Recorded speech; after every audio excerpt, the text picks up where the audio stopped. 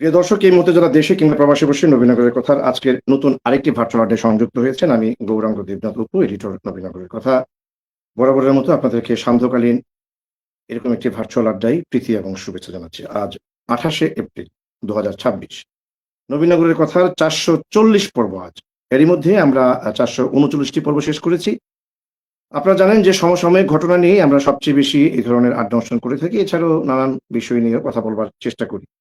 আজকের বিষয়বস্তু নির্ধারণ করা হয়েছে যে হত্যাকাণ্ডের পর বারবার কেন রফাদফা, এর আইনগত এবং সামাজিক ভিত্তি বা কতটা। এরকম একটি বিষয়বস্তুর আলোকে যারা আমাদের সঙ্গে আজকে কথা বলবেন, চলুন শুরুতেই তাদের সঙ্গে আপনাদের আগে একটু পরিচয় করিয়ে দিই। প্রিয় দর্শক, দেখতে পাচ্ছি আমাদের সঙ্গে আজকে 5 জন ইতিমধ্যে যোগ দিয়েছেন। আশা করছি আজকের ভার্চুয়াল টক শোটি বেশ জমজমাট হবে। আমি দেখতে পাচ্ছি ঠিক আমার মাঝখানে আছেন ডক্টর আরশাদ হোসেন আসাদ, একজন লেখক, একজন গবেষক, একজন বিশ্লেষক, এবং এর পাশে আছেন উপরে মাহবুব আলম লিটন। তিনি নবীনগর প্রেস ক্লাবের সাবেক 3বারের সভাপতি এবং বাংলাদেশের বহুল প্রচারিত দৈনিক সমকালের নবীনগর প্রতিনিধি। নিচে দেখতে পাচ্ছি 3জন যুক্ত হয়েছেন। ঠিক আমার নিচে আছেন শাহিন রাজা টিটু, তিনি সভাপতি নবীনগর রিপোর্টার্স ক্লাব। এরপরে আছেন মাওলানা মেহেদী হাসান, তিনি সাবেক উপজেলা ভাইস চেয়ারম্যান এবং ইসলামী ঐক্যজোট এবং খেলাফত হেফাজতে ইসলামের নেতা। এবং সবশেষে আছেন আহমেদ ফরহাদ, যিনি একজন রাজনৈতিক বিশ্লেষক এবং একজন এনজিও কর্মী। আপনাদের সবাইকে স্বাগত জানিয়ে আমি বিষয়বস্তু কি আমরা সেটি একটু মনে করিয়ে দিই। সেটি হচ্ছে আজকের বিষয়, হত্যাকাণ্ডের পর কেন বারবার রফাদফা, এর আইনগত এবং সামাজিক ভিত্তি বা কতটা। একটু মনে করিয়ে দিই যে কেন এই বিষয়বস্তু আমি নির্ধারণ করতে। আজকে আপনারা জানেন, আমরা যদি একটু ফ্ল্যাশ ব্যাকে যাই, মাত্র সম্ভবত গত 9 বা 8 এপ্রিল নবীনগর আহমেদ প্রাইভেট হাসপাতালে একজন প্রসূতি, যার নাম ছিল রাকিবা আক্তার, যার স্বামীর নাম সম্ভবত শফিকুল ইসলাম, তিনি লাউর ফতেপুরের ভদ্র মহিলা, অন্তঃসত্ত্বা অবস্থায় মৃত্যুবরণ করেন ডাক্তারের গাফিলতি কিংবা অবহেলায় কিংবা ভুল চিকিৎসায়। তখন এর কয়েকদিন পরে কিন্তু এটি নিয়ে যখন প্রচন্ড আলোচনা সমালোচনা হচ্ছিল, সে সময়ে এটি ঢাকবার জন্য, ধামাচাপা দেওয়ার জন্য 11 লক্ষ টাকায় একটি রফাদফা হয়। ওই ঘটনার মাত্র 20 দিন পর গত পরশু নবীনগরে নৌকায় তুচ্ছ একটি ঘটনায় একজন মিস্টার হানিফ মিয়া, তার বাড়ি বগদহর, তিনি একজন মানুষের কিল ঘুষিতে মৃত্যুবরণ করেন। এবং এই ঘটনাটিও 2 দিনের মধ্যে একটি সামাজিক সমঝোতার মধ্য দিয়ে রফাদফা হয় বলে আমরা জানতে পারি, এবং এটির পরিমাণ জাতীয় একটি দৈনিক সহ বিভিন্ন ফেসবুক সহ নানান মিডিয়ায় এসছে যে 20 লক্ষ টাকায় এটি রফাদফা হয়। সে কারণে আমরা আজকে বিষয়বস্তু নির্ধারণ করেছি যে হত্যাকাণ্ড ঘটলেই যদি রফাদফা হয়ে যায়, তাহলে দেশে আইন, আদালত, বিচার কেন এগুলো রয়েছে। আবার ঠিক এর বিপরীতে আবার যারা সামাজিক সমঝোতায় এই বিষয়গুলো শেষ করতে চান, তাদের সঙ্গে যখন কথা বলি, তখন তারা এর পক্ষে নানান যুক্তি দিয়ে বলেন যে হত্যাকাণ্ডের পর মামলা মোকদ্দমায় 2 পক্ষেরই নানান সমস্যা হয়, টাকা পয়সা যেমন খরচ হয়, তাদের হয়রানি হয়, এবং সবশেষে আসলে কিছুই পাওয়া যায় না। যে কারণে সমঝোতার মধ্যে যদি যিনি খুন হন, ভিকটিমের পরিবার যদি কিছু টাকা পায়, তাহলে হয়তোবা সেই পরিবারটি বাঁচার একটি স্বপ্ন দেখে। এরকম পক্ষে বিপক্ষে নানান যুক্তি তর্কের মধ্য দিয়েই মূলত আজকে নবীনগরের এই কথার 440 পর্বে আমরা বিষয়গুলো একটু পরিষ্কার করবার চেষ্টা করব যে হত্যাকাণ্ডের পর রফাদফা কেন হয় এবং এর আইনগত কিংবা সামাজিক ভিত্তি কতটা রয়েছে সেটি বিশ্লেষণ করবার চেষ্টা করব। শুরুতে আসতে চাই আমরা একজন প্রবীণ সাংবাদিক, সিনিয়র সাংবাদিক মাহবুব আলম লিটন, যিনি প্রেস ক্লাবের সাবেক সভাপতি এবং নবীনগরের প্রতিনিধি দৈনিক সমকাল। তিনি সমকালে 2টো রিপোর্ট করেছেন, প্রথমটি খুনের ঘটনাটি এবং পরবর্তীতে আবার রফাদফা। এবং তিনি বলেছেন যে হত্যাকাণ্ডের পর 20 লাখ টাকায় কিভাবে এরকম একটি ঘটনায় রফাদফা হয়। সে কারণে তার কাছ থেকে পুরো ঘটনাটি জেনে আমরা এরপরের বক্তা হিসেবে মাওলানা মেহেদী হাসানের কাছ থেকে, তিনি এর উদ্যোগ নিয়ে এটি সামাজিক সমঝোতা করেছেন, তারপর আমরা আলোচকদের কাছ থেকে পুরো বিষয়টি বিশ্লেষণ করবার চেষ্টা করব। শুরুতে আসতে চাই লিটন ভাইয়ের কাছে। লিটন ভাই, আপনি যদি শুনতে পেয়ে থাকেন পুরো ঘটনাটির ছোট্ট একটি বর্ণনা দিবেন, কারণ গত 3 দিন আমি নবীনগরের বাইরে ছিলাম, ঢাকা এবং নারায়ণগঞ্জে আমার ব্যক্তিগত কিছু কাজে, যে কারণে এই নিউজটি থেকে আমিও কিন্তু একটু দূরে ছিলাম। আমি নিউজটি মিস করেছি, কারণ আমি ছিলাম আমার গান বাজনা একটা বিষয় নিয়ে। তো আপনি পুরো বিষয়টি ছোট্ট করে যদি একটু বলে, দুটো রিপোর্টও আপনি করেছেন, এবং যেটি আমি বলেছি যে হত্যাকাণ্ডের পর কেন বারবার রফা-দফা হচ্ছে, এর আইনগত এবং সামাজিক ভিত্তি নিয়ে আপনার কি অবজারভেশন? জনাব মাহবুব আলম রিটন। গৌরাঙ্গদের মতো আপু, আজকে সুন্দর একটা বিষয়বস্তু আপনি নির্ধারণ করেছেন। আমি আপনার প্যানেলে আজকে যারা সংযুক্ত হয়েছেন সকলকে আমি আমার ব্যক্তিগত পক্ষ থেকে শুভেচ্ছা এবং অভিনন্দন জানাচ্ছি।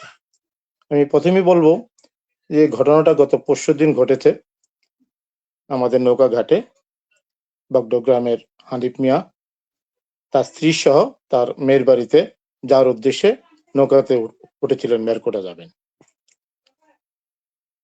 ওই ঘটনাটা নৌকার ভিতরে পাশে মহল্লার গ্রামের এলেম খান নামে এক ব্যক্তি ছিলেন, যিনি ওই হানিফ মিয়ার বোর পাশে বসাছেন। যতটুকু আমরা মিডিয়ায় সাংবাদিক হিসাবে হানিফ মিয়ার বোর কাছ থেকে যে তথ্য পেয়েছি বা আনুষঙ্গিক ঘটনাস্থল থেকে যারা প্রত্যক্ষদর্শী তাদের থেকে যতটুকু বর্ণনা পেয়েছি, সে অনুযায়ী ওই মহিলার বক্তব্য হচ্ছে উনি আমার পাশে বসা, আমার পাশে ঘেঁষে বসতেছিলেন।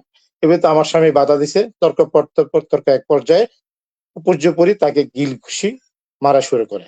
এক পর্যায়ে তিনি লুটিয়ে পড়েন। লুটিয়ে পড়ার পাশাপাশি ওই যে মোল্লা গ্রামের এলেম খা, উনি কিন্তু দৌড়ে পালিয়ে যান। তো এই বিষয়টি নিয়ে বেশ আলোচনা সৃষ্টি হয়েছে এবং সেখানে সাথে সাথে তাকে হাসপাতালে নিয়ে আসা হয়। হাসপাতালে কর্তৃপক্ষ তাকে মৃত ঘোষণা করে। আমি হাসপাতাল কর্তৃপক্ষ ডাক্তার সাথে কথা বলেছেন, উনি আমাকে বলেছেন যে আমাদের হাসপাতালে আসার আগেই উনি মৃত্যুবরণ করেছেন।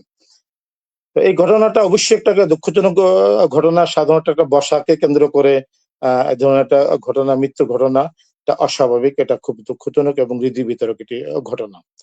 আমরা এটা যথারীতি ওই ঘটনার উদ্ধৃতিতে পুলিশ লাশ পোস্টমর্টম করেছে, আমরা ওই দিন রিপোর্ট করেছি এবং ওই দিন রাত্রে আমরা খবর পেলাম যেটা নিয়ে একটা সালিশ দরবার হচ্ছে। সেখানে দুনো পক্ষ সম্মতিতে তারা রাতের বেলা বসে, হ্যাঁ, এখানে তারা 20 লাখ টাকা একটা রায় ঘোষণা করেছে। এটা কতটুকু সত্য মিথ্যা যাচাই করার জন্য আমি ওই সালিশকারকদের যারা সেখানে ছিলেন, যারা সালিশকারক ছিলেন তাদের অনেকের সাথে আমি কথা বলেছি। মেহেদির সাথে আমি কথা বলেছি, মেহেদি আজকে এখানে উপস্থিত আছেন। তো অনেকের সাথে আমি কথা বলেছি, কথা বলে পেয়েছি যে তারা এখানে 20 লাখ টাকা জরিমানা করেছেন এবং সালিশকারক যারা ছিলেন এখানে বগডোর গ্রামের শামসুল হক সাহেব, উনি ছিলেন সভাপতি এবং আমাদের পূর্ব ইউনিয়ন পরিষদ চেয়ারম্যান হেলাল ছিলেন এটা পরিচালনা। সেখানে মাওলানা মেহেদী হাসান ছিলেন মহল্লা গ্রামের। উনি মিউট হয়ে গেছেন, শুনতে পাচ্ছি না। না না, আমরা শুনতে পাচ্ছি। আচ্ছা, না, হ্যাঁ শুনতে পাচ্ছি। সেখানে গ্রামেরই মেম্বার উপস্থিত ছিলেন এবং সাহেব সদর উপস্থিত ছিলেন। তো সেখানে তারা 4 লাখ টাকা তারা তামিল করে প্রথম অবস্থায়, তারপর তারা বাকি 16 লাখ টাকা আগামী সপ্তাহ 10 দিনের মধ্যে দেওয়ার মতন একটা রায় তারা ঘোষণা করেন। এই হচ্ছে মোটামুটি আমার তথ্য সাংবাদিকতা। আমি সংক্ষিপ্ত আপনাকে বললাম। এই তথ্যের আজকে আমি আমার সমকালে রিপোর্টটা করেছি, আপনি দেখেছেন হয়তো সমকালে ব্যাক পেজে রিপোর্টটা ছাপা হয়েছে। তো এখন প্রশ্নটা হচ্ছে যে আসলে আমি মাহবুব আলম রিটন ভাই, আমি আপনার পুরো ঘটনাটা, আপনাকে অসংখ্য ধন্যবাদ যে খুব সংক্ষেপে আপনি পুরো ঘটনাটি, যারা জানেননি বা শুনেননি তারা কিন্তু পুরো বিষয়টি একদম ক্লিয়ার হয়ে গেছেন আপনার কাছে। আজকে বিষয়বস্তুর আলোকে এখন প্রশ্ন হচ্ছে, এই যে কিছুদিন আগে আহমেদ প্রাইভেট হাসপাতালের ঘটনাটি এভাবে 11 লাখ টাকায় রফা দফা হয়, আবার ঠিক আজকে যেটি বললেন আপনি যে 20 লক্ষ টাকায়, যদিও আপনি বলেছেন যে এটা তথ্য যাচাই করতে গিয়ে আপনি একাধিক সালিশকারকের সঙ্গে কথা বলে নিশ্চিত হয়েছেন, যদিও একজন এখানে সালিশকারক আজকে যুক্ত হয়েছেন, তিনি হয়তো বলবেন এটা কতটা সত্য। কিন্তু আমাদের যে সেকেন্ড যে বিষয়বস্তুর পার্টটা, এই যে বারবার রফা দফা হয়ে যাচ্ছে দেশে, আইন আদালত কিংবা পুলিশ প্রশাসন সবকিছু থাকবার পরেও এর আইনগত এবং সামাজিক ভিত্তি, একটা হচ্ছে আইনগতভাবে এটা কতটা আসলে সম্ভব, কিংবা যেটি আমাদের মাওলানা মেহেদী সহ সামাজিক ভাবে এটি শেষ করেছেন, সেটি সামাজিক ভিত্তি বা কতটা গ্রহণযোগ্য, এই বিষয়ে যদি আপনি ছোট্ট করে আপনার নিজস্ব অবজারভেশনটা দেন। ধন্যবাদ। এই বিষয়টা আমি বলতে চাচ্ছিলাম যে আসলে একটা ঘটনা, তার আগে আপনি জানেন কয়েকদিন আগে আহমেদ পারভেজ ক্লিনিকের একটা ঘটনা ঘটেছে। সেখানে ডাক্তারের ভুল চিকিৎসায় একজন প্রসূতির মৃত্যু হয়েছে এবং সেটাও কিন্তু 11 লাখ টাকা জরিমানা করা হয়েছে।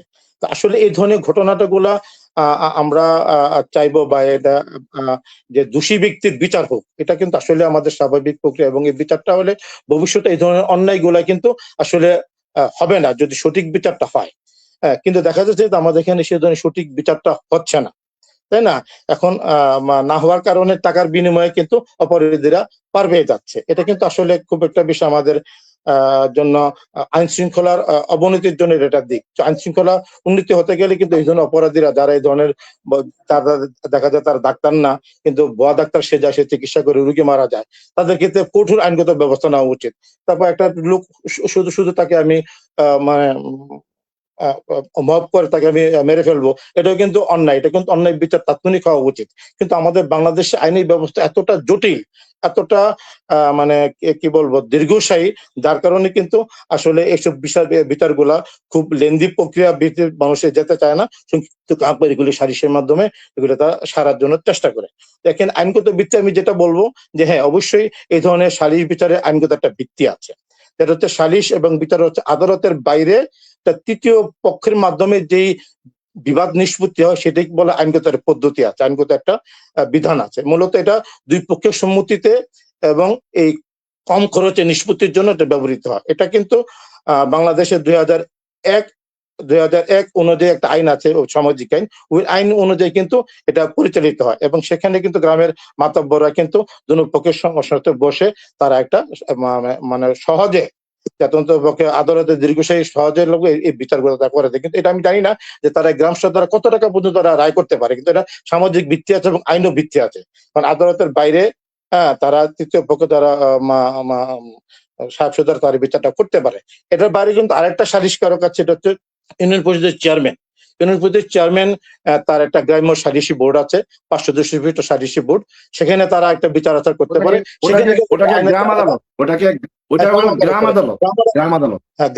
গ্রাম আদালতের ভিতরে আপনার চেয়ারম্যানটা কিন্তু সর্বোচ্চ 25,000 টাকা জরিমানা করতে পারে। কিন্তু এখানে আমরা যেটা দেখলাম গত 2024 সালের নতুন আইনে সেখানে ওইটাকে প্রস্তাবনা করা হয়েছে 3 লাখ টাকা। 25,000 থেকে তারা 3 লাখ টাকা যারা চেয়ারম্যানের মাধ্যমে যে সমস্ত গ্রাম আদালতে সালিশ রায় হয় বা টাকা জরিমানা করা, সেটা 3 লাখ টাকা করা হয়েছে। এ হচ্ছে এটা সামাজিক ভিত্তি। এখানে আমাদের অ্যাডভোকেট সাহেব আছেন। কিন্তু প্রশ্ন হচ্ছে সেটি তো হচ্ছে সামাজিক নানান ঘটনা, কিন্তু হত্যাকাণ্ডের বিচারও কি গ্রাম আদালতে করা যায় এবং 3 লক্ষ টাকা জরিমানা দেওয়া যায়, সেটি কি আপনি জানেন? হত্যাকাণ্ডের বিচার তো গ্রাম আদালত কতটুকু করতে পারে এটা আমাদের আইন হত্যাকাণ্ডের বিচার আমার যেটা বিবেক অনুযায়ী আমরা যতটুকু জানি, ডাইরেক্ট হত্যাকাণ্ডের বিচার গ্রাম্য আদালতে তারা করতে পারে না। গ্রাম্য আদালতে তারা ছোটখাটো বিষয় বিরোধ নিষ্পত্তি এবং তারা একে অপরের ঝগড়া স্বামী আমরা মোটামুটি লিটন ভাই ক্লিয়ার হয়ে গেছে, যেহেতু এখানে একজন আইন বিশেষজ্ঞ যুক্ত হয়েছেন বাংলাদেশের সুপ্রিম কোর্টের যে অ্যাপিলেট ডিভিশন, মানে হাইকোর্টের সেখানকার একজন সিনিয়র আইনজীবী এবং সাবেক সহকারী অ্যাটর্নি জেনারেল আমাদের শ্রদ্ধেয় অ্যাডভোকেট জাকির শরীফ তসলিম ভাই যুক্ত হয়েছেন। তিনি নিশ্চয়ই আইনের ব্যাখ্যাটি দেবেন, কিন্তু তার আগে যেহেতু এখানে সরাসরি সেই বিচার সালিশকদের অন্যতম আমাদের মাওলানা মেহেদী হাসান যুক্ত হয়েছেন এবং তিনি সাবেক উপজেলা ভাইস চেয়ারম্যান এবং এখানকার বেশ কয়েকটি ইসলামী দলের সঙ্গে যুক্ত আছেন, যার মধ্যে ইসলামী ঐক্য জোটের কেন্দ্রীয় নেতাও ছিলেন তিনি, সেন্ট্রাল কমিটির মেম্বার এবং হেফাজত ইসলাম সহ অনেকগুলো রাজনৈতিক দলের সঙ্গে, ইসলামী চিন্তা সঙ্গে যে সমস্ত রাজনৈতিক দলগুলো সেগুলোর সঙ্গে তিনি সরাসরি যুক্ত। আমরা এবার একটু আসতে চাই মাওলানা মেহেদী হাসানের কাছে। মাওলানা মেহেদী, যদি আপনি শুনতে পেয়ে থাকেন, মানে যে বিষয়টি মূলত আমি কাল রাতে নারায়ণগঞ্জ থেকে ফিরেই যেটি শুনতে পেয়েছি এবং রিপোর্ট যেটি পড়েছি রিটন ভাইয়ের সমকালে, সেখানে আপনার একটি বক্তব্য আছে এবং আপনি সেখানে একটি মূল ভূমিকা পালন করেছেন। আপনার কাছে জানতে চাই, যেহেতু এখানে মোটামুটি প্যানেলে তসলিম ভাইয়ের মতো একজন বিশিষ্ট একজন আইনজীবী রয়েছেন, সাবেক সহকারী অ্যাটর্নি জেনারেল, তিনিও নিশ্চয়ই শুনবেন। আপনি কি বলবেন যে এই আজকের বিষয়বস্তু হত্যাকাণ্ডের পর কেন বারবার রফা দফা হচ্ছে এবং এর আইনগত এবং সামাজিক ভিত্তি নিয়ে যে প্রশ্নটি এসছে, আপনি কি একজন সামাজিক দায়বদ্ধতা থেকে কিংবা একজন এলাকার একজন সাহেব সর্দার মাতব্বর যাই বলি কিংবা জনপ্রতিনিধি হিসেবে আপনি কি নিজের দায়বোধ কিংবা আপনি নিজে উদ্বুদ্ধ হয়ে এই ঘটনাটির বিচার সালিশি করেছেন এবং যে 20 লাখ টাকা যেটি বলা হচ্ছে আপনারা সেখানে জরিমানা করেছেন, সেটি আপনি কতটা পারেন আপনার সেই রাইট বা মানে ক্ষমতা, সেটা সরকার কিংবা আইন কিংবা বাংলাদেশের সংবিধান সেটা আপনাকে দিয়েছে কিনা? সবকিছু মিলিয়ে যদি আপনার বক্তব্যটা একটু তুলে ধরেন, জনাব মাওলানা মেহেদী হাসান। আসসালামু আলাইকুম রহমতুল্লাহি বারাকাতু। নবীনগর কথার মাধ্যমে নবীনগরের উপজেলার সর্বস্তরের জনগণ এবং এই নবীনগর কথার এই লাইভে যারা যুক্ত রয়েছেন সবাইকে আন্তরিক মোবারকবাদ। আর বিশেষ করে এখানে যারা উপস্থিত হয়েছেন সকলেই, বিশেষ করে অ্যাডভোকেট জাকারিয়া তসলিম ভাই সহ আর যারা আছে সকলেই আমার শ্রদ্ধাভাজন ব্যক্তি, সকলের প্রতি আমার শ্রদ্ধা সম্মান রইল। আসলে যে ঘটনাটা এই সাম্প্রতিক বা Nabinagar top of the Nabinagar হয়ে গেছে, এই বিষয়টা আলোচনাটা এতই নবীনগরের আমাদের দর্পণ নবীনগরের আমাদের যারা সাংবাদিক ভাইয়েরা রয়েছেন, যারা আমাদের নবীনগরের এই সকল কিছু সমস্যা সকল সবকিছু তুলে ধরেন, যারা আমাদের নবীনগরকে নিয়ে ভাবেন, সব নবীনগরকে একটি সুন্দর সুশৃঙ্খল নবীনগর গড়ার লক্ষ্যে শান্তিময় নবীনগরের জন্য সাংবাদিকরা যেভাবে ভূমিকা রাখেন, সেই সাংবাদিক ভাইয়েরাই এই বিষয়টা নিয়ে যে আলোচনা হচ্ছে, এই বিষয়টা এই দাদাকে ধন্যবাদ যে বিষয়টা আজকে এই টকশোর মাধ্যমে আমি মনে করি বিষয়টা একটা ইয়াতে মানে সমাপ্তির দিকে বা মানে ক্লিয়ার, সবকিছু একদম একটা পরিষ্কার হবে মানুষের একটা কাছে, ক্লিয়ার ইয়াতে করা যাবে। চলে যাবে, মানে এই যে ক্লিয়ার কাট, মানে একটা প্রোপাগান্ডা বা যে যার মতো করে যা ইচ্ছে তাই মানে করতেছে বা হচ্ছে বিষয়টা এরকম। মানে আসলে মানে আমরা যতটুকু জানি ইতিহাস ঐতিহ্যের শিক্ষা সাহিত্যের রাজধানী বা আমাদের নবীনগর উপজেলা, আমরা গর্ব করি এই নবীনগর উপজেলাকে নিয়ে। এই নবীনগর উপজেলার মধ্যে আমরা সবকিছু রয়েছে।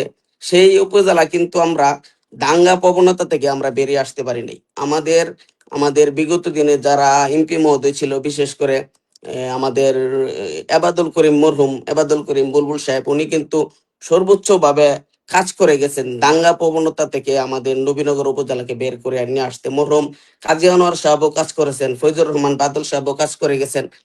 আশা করি বর্তমান এমপি মহোদয় কাজ করবেন। এই যে দাঙ্গা প্রবণ এলাকা আপনারা জানেন, আর এই দাঙ্গা প্রবণতাটা কিন্তু আমাদের যে পূর্ব ইউনিয়ন বগডহর মহল্লা ডোপাকান্দা এই জায়গাতে কিন্তু মানে আমি তো ছোট, আগের যে আপনারা যারা সিনিয়র রয়েছেন এখানে আপনারা কিন্তু জানেন যে এই বগডহর আমাদের এই পূর্ব ইউনিয়ন এই এলাকাটার মধ্যে এই যে এই লোকেশনে বেশি আগে ছিল। কিন্তু আজকে দেখেন আমাদের এই ইউনিয়ন, এই নবীনগর পূর্ব ইউনিয়ন নবীনগর উপজেলার মধ্যে একটা শান্তিময় ইউনিয়ন। এটা শুধু নবীনগর না, আমি মনে করি মানে বাংলাদেশের মধ্যে একটা মডেল ইউনিয়ন আমাদের ইউনিয়ন, শান্তিময়। আজকে আমরা বিগত 40-50 বছর আমার জন্মের আগে থেকে, মানে জন্মের 2-3 বছর আগে থেকে সম্ভবত আর ঝগড়া হয় না, মার্ডার হয় না। আগে প্রতিনিয়ত মানুষ মানে মারামারি হইতো, এটা এই বিষয়টা আপনারা সকলেই ভালো জানেন। তো সেই জায়গা থেকে আমাদের পূর্ব ইউনিয়ন থেকে এই দাঙ্গা প্রবণতা অন্য ইউনিয়নে চলে গেছে, আপনাদের বিভিন্ন ইউনিয়নে রয়েছে।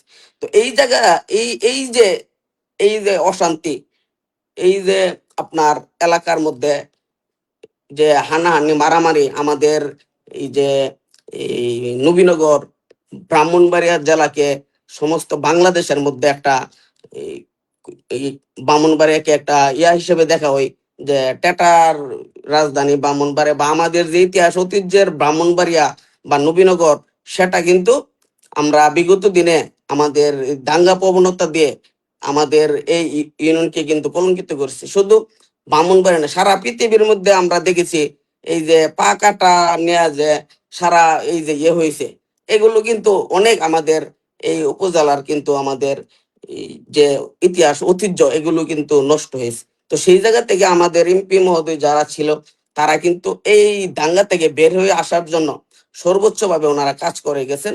আর সেই জায়গা থেকে আমরা এই পূর্ব ইউনিয়ন যে ঘটনাটা ঘটেছে, আমাদের হানিফ ভাই বগডহরের যে নৌকা, একটা অনাকাঙ্ক্ষিত ঘটনা, সত্যি ঘটনাটা অত্যন্ত দুঃখজনক। একটা নৌকার মধ্যে উনি উঠেছেন, ওঠার পর ওনার লক্ষ্য ছিল উরকুলিয়া গ্রামে যাবেন। তো এই নৌকাটার পয়েন্ট হইছে বাইখালি যায়, তো উরকুলিয়া যাবে, তো যাওয়ার নৌকার মধ্যে ওঠার পর মহল্লা, এই নৌকাটা ডুবাগান্দা লাগায়, মহল্লা লাগায়, উরকুলিয়া এবং বাইখালি, এই 4টা পয়েন্টে নৌকাটার ইয়া হই আর কি। তো এই নৌকার মধ্যে ওঠার পর একটা এই তর্ক হয়েছে, এটা তো আপনারা সকলেই জানেন। তো এই তর্ক থেকে একটা ওনার উপর ঘুষি দিছে এলেম খা। তারপর তাৎক্ষণিক আল্লাহ ওনার হায়াত এই জায়গাতে রাখছে, তাৎক্ষণিক উনি এই মারা গেছেন। তো আমরা সকলেই এই যে ঘটনাটা, এই সামান্য এই, আমরা কিন্তু জানি এর চেয়ে আরো ছোটখাটো ঘটনা কেন্দ্র করে অনেক বড় ধরনের রক্তক্ষয়ী সংঘর্ষ হয়। এই যে দেখেন, আমাদের এই পূর্ব ইউনিয়নের আমরা যারা সম্মানিত, আমাদের এখানে নেতৃস্থানীয় ব্যক্তি যারা রয়েছেন, তাৎক্ষণিক আমরা কিন্তু এটা, এই যে উত্তপ্ত পরিস্থিতিটা, অনেক বড় ধরনের রক্তক্ষয়ী সংঘর্ষ হওয়ার পথ মানে মানে হতে পারতো কিন্তু, এবং হওয়ার সম্ভাবনাও ছিল। কিন্তু আমাদের নেতৃবৃন্দ, এখানের যারা গণ্যমান্য ব্যক্তিরা রয়েছেন, তাৎক্ষণিক বিষয়টা, একটা মানুষকে, সুস্থ সবল একটা মানুষকে ঘুষি 1 মিনিটের মধ্যে মেরে ফেলছে। তো এই বিষয়টা দেখেন কত বড় একটা বড় ধরনের মহল্লা বগডহরের মধ্যে একটা, উভয় গ্রামের মধ্যে কত বড় একটা দুর্ঘটনা ঘটতে পারতো। এতে করে নবীনগরের মানে সারা বাংলাদেশের মধ্যে আবার এসে ব্রাহ্মণবাড়িয়ার এই নাম আসতো, টেলিভিশনে মিডিয়াতে আবার আসতো যে ব্রাহ্মণবাড়িয়াতে এই ইয়াকে কেন্দ্র করে, নৌকার মধ্যে বসাকে কেন্দ্র করে ব্রাহ্মণবাড়িয়াতে রক্তক্ষয়ী সংঘর্ষ, 10 জন 5 জন মার্ডার, নিহত বা 50 জন আহত, এরকম ঘটনা কিন্তু ঘটতে পারতো এবং হওয়ার সম্ভাবনাটাই কিন্তু বেশি ছিল। সেই জায়গা থেকে আমরা যারা এখানে নেতৃস্থানীয় লোক ছিল, আমরা তাৎক্ষণিক বিষয়টা কিন্তু আমরা আলহামদুলিল্লাহ আমরা এই এটা আমরা করেছি। বগডর মহল্লার ডুবাগান্দার আমাদের নবীনগরের যারা নেতৃস্থানীয় লোক আমরা ছিলাম, তাৎক্ষণিক বিষয়টা আমরা আমাদের মধ্যে এই সমাজের এই যে যারা এলাকার লোকজন, এই উত্তপ্ত জনতাকে আমরা কন্ট্রোল করেছি এটা। আর সবচেয়ে বড় কথা, আপনি সমাজের কল্যাণের জন্যই তো আমাদের আইন। আর এই যে এরা দুই পরিবারটা এই গরিব পরিবার, এখন ধরেন আইনের যে বিষয়টা, আমি সাধারণ আমার যে কমন সেন্স থেকে আমি যাচ্ছি, আইনের যে প্রক্রিয়াটা, আইনি প্রক্রিয়াটা কিন্তু সচেতন ব্যক্তি যারা, তারা ছাড়া কিন্তু আইনি প্রক্রিয়াটার মধ্যে কেউ যায় না।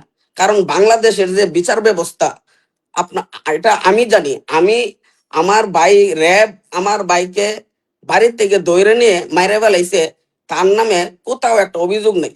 কেন মাইরা ফেলাইছে, কি কারণে মাইরা ফেলাইছে, এটাও তারা মানে বলতে রাজি নয়। তারা আমাকে তখনকার সময় আমাকে অফার করছিল। তো আমি এই যে র্যাবের বিরুদ্ধে যে মামলা দিব, মামলা দিছি, মামলা দেওয়ার কারণে ম্যাজিস্ট্রেটকে তারা তার বিচারিক ক্ষমতা থেকে অব্যাহতি দিয়েছে। তারপর ওই মানে র্যাবের বিরুদ্ধে যে আমি একটা অভিযোগ করব, ওই অভিযোগটা করতে আমার 15 বছরের মতো লাগছে। তাইলে এই বাংলাদেশের বিচার ব্যবস্থা থেকে আমার মতো একজন সচেতন নাগরিক 15 বছর লাগছে র্যাবের বিরুদ্ধে আমি একটা অভিযোগ দাঁড় করাবো। 15 বছর মহামান্য হাইকোর্টে যাইতে হইতে, তসলিম ভাই বিষয়টা সবটাই জানেন। হাইকোর্টের কাছ থেকে, তারপর হাইকোর্টে থেকে যখন আমি অনুমোদন পাইছি, তারপর আবার সুপ্রিম কোর্টের একটা আবার বিষয়, রিট করা হয়েছে। আমি আমি আমি মালানা মেহেদী, আমি আপনাকে একটু থামাই আর কি 10টা সেকেন্ড। সেটা হচ্ছে, যেহেতু অনেক আলোচক আছে, বিশেষ করে আমাদের আইনের বিষয়টা আমরা জাকির সরকার তসলিম ভাই যেহেতু হাইকোর্টের অ্যাপিলেট ডিভিশনে আছেন এবং সাধারণ যারা, ব্যাখ্যাটা সাধারণ মানুষ আমি যারা, আপনাকে শুধু তারা তো এই আমি শুধু বিষয়টা একটু এত বড় একটু একটু মানে একটু একটু একটু মাওলানা মেহেদী আমার একটু শুনতে হবে, 10 সেকেন্ড শুনতে হবে। সেটি হচ্ছে যে, এই যে আপনি সামাজিক ভাবে এটি শেষ করলেন, এই 20 লাখ টাকার বিনিময়ে আপনি এক্ষুনি বললেন যে আপনার ভাইয়ের এই মৃত্যুর বিষয়টি আপনি সর্বোচ্চ পর্যায়ে 15 বছর পর্যন্ত আপনি মামলা মোকদ্দমা করেছেন, আপনি কিন্তু সামাজিক সমঝোতায় যাননি কোনোভাবে।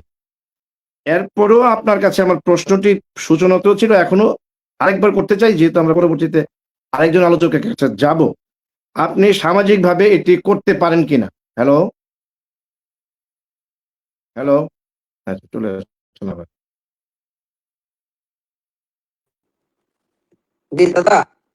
হ্যাঁ, মেহেদী, আমাদের যেহেতু সময় কম, আমাদের তো অনেক আলোচক আছে, বিশেষ করে আমাদের না না ডক্টর সেটাই আসাদ এখানে আমরা যুক্ত হয়েছেন এখানে জি জি জি অনেক, আমি শেষ মানে করে আপনি ফেলছি দাদা। আপনি যে সামাজিক ভাবে 20 লক্ষ টাকা জরিমানা করছেন সেটা আপনি পারেন না কিনা, না না ইম্পসিবল প্রথমত। আর এখানে সেকেন্ডলি এই হচ্ছে যে যে আপনি এই যে, যে না না শুনেন শুনেন, এই যে 20 লক্ষ টাকার বিষয়টা যে এটা উভয় পক্ষ, এই যে ছেলেটা ঘুষি দিছে এ মুরগি বিক্রি করে নবীনগর বাজারে, আর যে মারা গেছে হানিফ ভাই সে দুধ বিক্রি করে।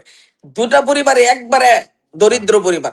এখন 20 লক্ষ টাকা কিভাবে তার কাছে আমরা, যারা আমরা এনে নেতৃস্থানীয় লোক যারা ছিলাম, আর একটা মানুষের মূল্য কি 20 লক্ষ টাকা, 50 লক্ষ টাকা, এই তো 1 কোটি টাকা আমাদের দিলে তো কি একই আপনি প্রশ্ন, হানিফ কিন্তু ভাইকে এনে দিতে জাতীয় পারবেন? মিডিয়ায় শুনেন তো শুনেন, প্রশ্নটা এখানে এসেছে। এখানে শুনেন, এলাকার নেতৃস্থানীয় লোকেরা মানে টাকাকে এখানে প্রাধান্য দেওয়া হয় নাই। আমাদের এই যে ঐতিহ্যবাহী পূর্ব ইউনিয়ন, এই ইউনিয়নের আমাদের যে শৃঙ্খলা, আমাদের শান্তি শৃঙ্খলা যেন আমাদের আগের মতো থাকে। আমরা যেন যেভাবে আমাদের ঐতিহ্য রয়েছে পূর্ব ইউনিয়নের, এই ঐতিহ্যটাকে আমরা ধরে রাখার জন্য আমরা উভয় পরিবারের সিদ্ধান্তে ক্রমে আমরা একটা সমাধানে গেছি, যেন বিষয়টা আমাদের এলাকার শান্তি শৃঙ্খলা রক্ষার স্বার্থে। আর সবচেয়ে যে বড় কথা, এখানে খুবই সুন্দর টাকা 20 মেহেদী, লক্ষ খুবই টাকা সুন্দর। আপনারা পাইলেন এলাকার কই? স্বার্থে 20 লক্ষ টাকা, আপনি এই 20 করেছেন। লক্ষ টাকা তো বেশি না। আর 20 লক্ষ টাকা এই লোক, যেই লোকটা মুরগি বিক্রি করে, সেই 20 লক্ষ টাকা দিবে কিভাবে? এখানে তো কুড়ি তাহলে কত লক্ষ লক্ষ টাকা টাকা তো এই শেষ এই করছেন? যে প্রোপাগান্ডা, এগুলো আপনারা পান কই? এইগুলি নিউজে একটা আচ্ছা। সাংবাদিকরা মানে একটা জেনুইন এভিডেন্স তো লাগবে। আমি সালিশে ছিলাম। এখন না, না, আপনারা ঠিক যে আছে। এই যে আমরা সাংবাদিকরা যে মেহেদী নিউজ মেহেদী করছে, আমরা ধরে নিলাম 20 লক্ষ টাকা না। মেহেদী, ধরলাম 20 লক্ষ টাকা না। মিডিয়াতে এটা প্রপাগান্ডা হয়েছে, এটা অতিরঞ্জিত হয়েছে। কিন্তু আপনি কি বলবেন, যেহেতু আজকে লাইভ লক্ষ কোটি মানুষ দেখছে, মানে দেশের বাইরে, দুঃখিত, হাজার হাজার মানুষ দেখছে, তো সে কারণে আপনি কি বলবেন যে 20 লক্ষ না দাদা, আসলে এত লক্ষ কিংবা এত হাজার কিংবা কোনো টাকাই না না? না এই না বিষয়টা একটু বিষয়টা ক্লিয়ার করেন, শুনেন। আপনারা কিভাবে এখানে শেষ করেছেন? এখানে আপনারা যারা আছেন সকলে আমার গণ্যমান্য ব্যক্তিবর্গ, এখানে জি, টাকাকে আমরা প্রায়োরিটি দেই নাই। টাকাকে জি, জি। সামনে নিয়ে আমরা এই যে এত বড় একটা দুর্ঘটনা, আমরা সমাধার মধ্যে টাকাকে প্রায়োরিটি দিয়ে আমরা যাই নাই। আমরা দুইটা পরিবারই দরিদ্র পরিবার। আমি আবারও বলছি, একটা মুরগি বিক্রি, একজন মুরগি বিক্রি করেন আর একজন দুধ বিক্রি করেন। দুটা পরিবারই দরিদ্র পরিবার, তারা আইনি প্রক্রিয়ায় দুধ বিক্রি করে, যেই পরিবার হানিফ ভাইয়ের পরিবার যে আইনি প্রক্রিয়া গিয়ে যে তার বিচার নিয়ে আসবে, এই বাংলাদেশের সাধারণ মানুষ এখনো মানে আইন দিয়ে যে বিচার করে আসবে এরকম সিচুয়েশন এখনো সাধারণ মানুষের মধ্যে হয় নাই। আর সবচেয়ে বড় আচ্ছা, কথা, আমি আমি আমি আমাদের আপনাকে বলি, ইউনিয়নের এই শান্তি যে শৃঙ্খলা ওই যে রক্ষার স্বার্থে। আর আমরা একদম দেখেছি রাইট, রাইট। আমাদের মাননীয় এমপি মহোদয়, এবং আমাদের ব্রাহ্মণবাড়িয়ার সাবেক এসপি মহোদয়, আমরা দেখেছি এরকম ঘটনা, আইনি এরকম ঘটনা সামাজিক ভাবে অনেক সমাধান করতে। আমাদের নবীনগরের অনেক এমপিরা এই বিভিন্ন গ্রামের ঝামেলা, মার্ডার, 2টা 3টা, থানাগান্ধীর 3 মার্ডার, উরহিল্লা গ্রামের 3 মার্ডার, এই গ্রামের সকল সর্দার মারতে সমস্ত জনগণকে নিয়ে এমপি মহোদয়রা গিয়ে নবীনগরের নেতৃস্থানীয় লোকজনকে নিয়ে এগুলি সমাধান করে। কেন করেন? এই যে দিন শেষে নবীনগর একটি দাঙ্গা প্রবণ এলাকা, সেই এলাকা থেকে নবীনগরের যে ইতিহাস ঐতিহ্যের এবং শিক্ষা সাহিত্যের নবীনগর, এটা যেন ঠিক রাখা যায়, এই না, না, ধারাকে একটু এগিয়ে নেওয়ার একটু জন্যই একটু কিন্তু। কিন্তু একটা বিষয় কিন্তু মাওলানা মেহেদী আপনাকে স্বীকার করতে হবে, সমকালের মতো একটা জাতীয় দৈনিকে কিন্তু আপনাদের উদ্ধৃতি দিয়ে এসছে 20 লক্ষ টাকার মধ্যে অলরেডি 4 লক্ষ টাকা দেওয়া হয়েছে, আর 16 লক্ষ টাকা কিছুদিনের মধ্যে দেওয়া হবে। তাইলে নিশ্চয়ই সাংবাদিক তার কাছে রেকর্ড রেখেই এই তথ্যটা দিয়েছে। এখন আপনি তো বলতেও চাচ্ছেন না যে কত টাকা দেওয়া হয়েছে, কিন্তু আপনি সরাসরি বলছেন যে এখানে টাকাকে প্রাধান্য দেওয়া হয় নাই, মূলত শান্তি শৃঙ্খলার স্বার্থেই, এলাকার স্বার্থে, জনস্বার্থে এরকম একটি সমঝোতা করা হয়েছে। তার মানে কোনো টাকা পয়সা দিতে হবে না, কিন্তু মামলাও করা যাবে না। যদি এই হয় তাহলে আমি একটু আসতে চাই ঢাকায়, আপনার কাছে একটু পরে আবার আসবো। ডক্টর আসাদ, যিনি মূলত এই সমস্ত বিষয় নিয়ে রাজনৈতিক বিশ্লেষণ করে থাকেন, তার অসংখ্য ছাত্র দেশে এবং বিদেশে বড় বড় আইনজ্ঞ হিসেবে এখন কাজ করছেন। সেই ডক্টর আসাদ হোসেন আসাদ আমাদের মরহুম ডাক্তার আমজাদ হোসেন সাহেবের কনিষ্ঠ পুত্র, তার সঙ্গে আমরা একটু কথা বলতে চাই। তিনি এই মুহূর্তে আছেন ঢাকায়। ডক্টর আসাদ, আপনি পুরো ঘটনাটা নিশ্চয়ই জেনেছেন ফেসবুকের কল্যাণে, এবং নানান মিডিয়ায় এসছে যে 20 লক্ষ টাকা এরকম কথা হয়েছে। কিন্তু যিনি উদ্যোগ নিয়ে রফা দফাটা করেছেন তিনি কিন্তু সুস্পষ্টভাবে জানিয়ে দিয়েছেন যে শান্তি শৃঙ্খলার স্বার্থে এই ধরনের একটি সমঝোতা করা হয়েছে, যাতে পরবর্তীতে আর কোনো খুন খারাপি না হয়, যাতে আর কোনো বড় ধরনের ভয়ঙ্কর কোনো সংঘর্ষ না হয়। কিন্তু তিনি পরিষ্কার বলে দিয়েছেন এই জন্য কোনো টাকা পয়সা নেওয়া হয়নি, শুধুমাত্র দুই পক্ষকে বলা হয়েছে যে যা হবার হয়ে গেছে, ওই সাবেক স্বরাষ্ট্রমন্ত্রীর মতো আল্লাহ নিয়ে গেছে, এটা আল্লাহর উপর ছেড়ে দেন আপনারা, এটার বিচার আল্লাহই করবে। যদি এই হয়, এরপরও প্রশ্ন হচ্ছে একজন সমাজের একজন সচেতন নাগরিক, আপনি একজন রাজনৈতিক বিশ্লেষক, এরকম সমঝোতা হত্যাকাণ্ড নিয়ে আসলে ঘটানোর কোনো সুযোগ আছে কিনা একজন সচেতন নাগরিক হিসেবে যদি আপনার অবজারভেশনটা তুলে ধরেন, এরপরে আমরা পুরো বিষয়টি একজন আইনজ্ঞের কাছ থেকে জেনে নেব আইন কি বলে। ডক্টর আসাদ। ধন্যবাদ অপু। আপনার কাছ থেকে যখন আমি খবরটি পেলাম এবং সামাজিক যোগাযোগ মাধ্যমেও জেনেছি, এবং ঘটনাটা ঘটার পরে নবীনগর থেকে কিছু মানুষের কাছ থেকে ফোন আলাপের মাধ্যমেও জেনেছি বিষয়টি, আমি যে ব্যক্তিটি বেসিক্যালি মানে মৃত্যু মানে যাকে হত্যা করা হয়েছে উনি একজন দুধ বিক্রেতা ছিলেন। দুধ বিক্রি করে উনি ওনার সংসারটি চালাতেন। তো তার আয় কতটুকু আপনি বুঝতে পারছেন, পরিশ্রমটা বুঝতে পারছেন।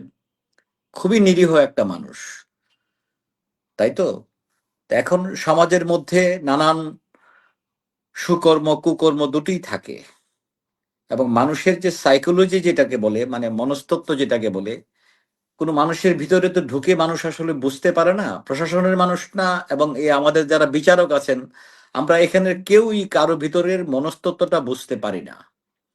এটার জন্য আমাদের দরকার হচ্ছে শিক্ষা। শিক্ষার দিক থেকে আমরা আমাদের এই জনবসতি এলাকার মধ্যে যতটুকু মানুষ, আমরা নবীনগরে এই 21টি 22টি ইউনিয়নের মধ্যে যত মানুষরা আছে, আমরা এখনো, একসময় নবীনগর অনেক অগ্রগামী ছিল, আমরা এখন অনেক পিছিয়ে আছি। আর এই মৃত্যুর কারণগুলো, এই আক্রমণের কারণগুলো এই অশিক্ষার একটা মূল কারণ। হ্যাঁ, এটা একটা আমাদের বুঝতেই হবে। কিন্তু ঘটনা হচ্ছে, আমাদের যে সম্মানিত মানে এক্স ভাইস চেয়ারম্যান যেই বক্তব্যটা দিলেন এখন নবীনগরে, উনি জনপ্রতিনিধি ছিলেন। জনপ্রতিনিধিরা জনগণের কল্যাণের জন্য যে কাজটি করবেন, সেই কাজটি যদি সর্বজন গ্রাহ্য না হয় এবং ট্রান্সপারেন্ট না থাকে, দ্যাট ইজ পরিষ্কার না থাকে, স্বচ্ছ না থাকে সবার কাছে সর্বক্ষেত্রে, তাহলে এই দায়িত্বটা ওনারা নিতে গেলেন কেন? আমার প্রশ্নটি সেটা। ওনারা অবশ্যই ভালো কাজ করেন, এখন ওনারা তো সমাজের সেবক, রক্ষক।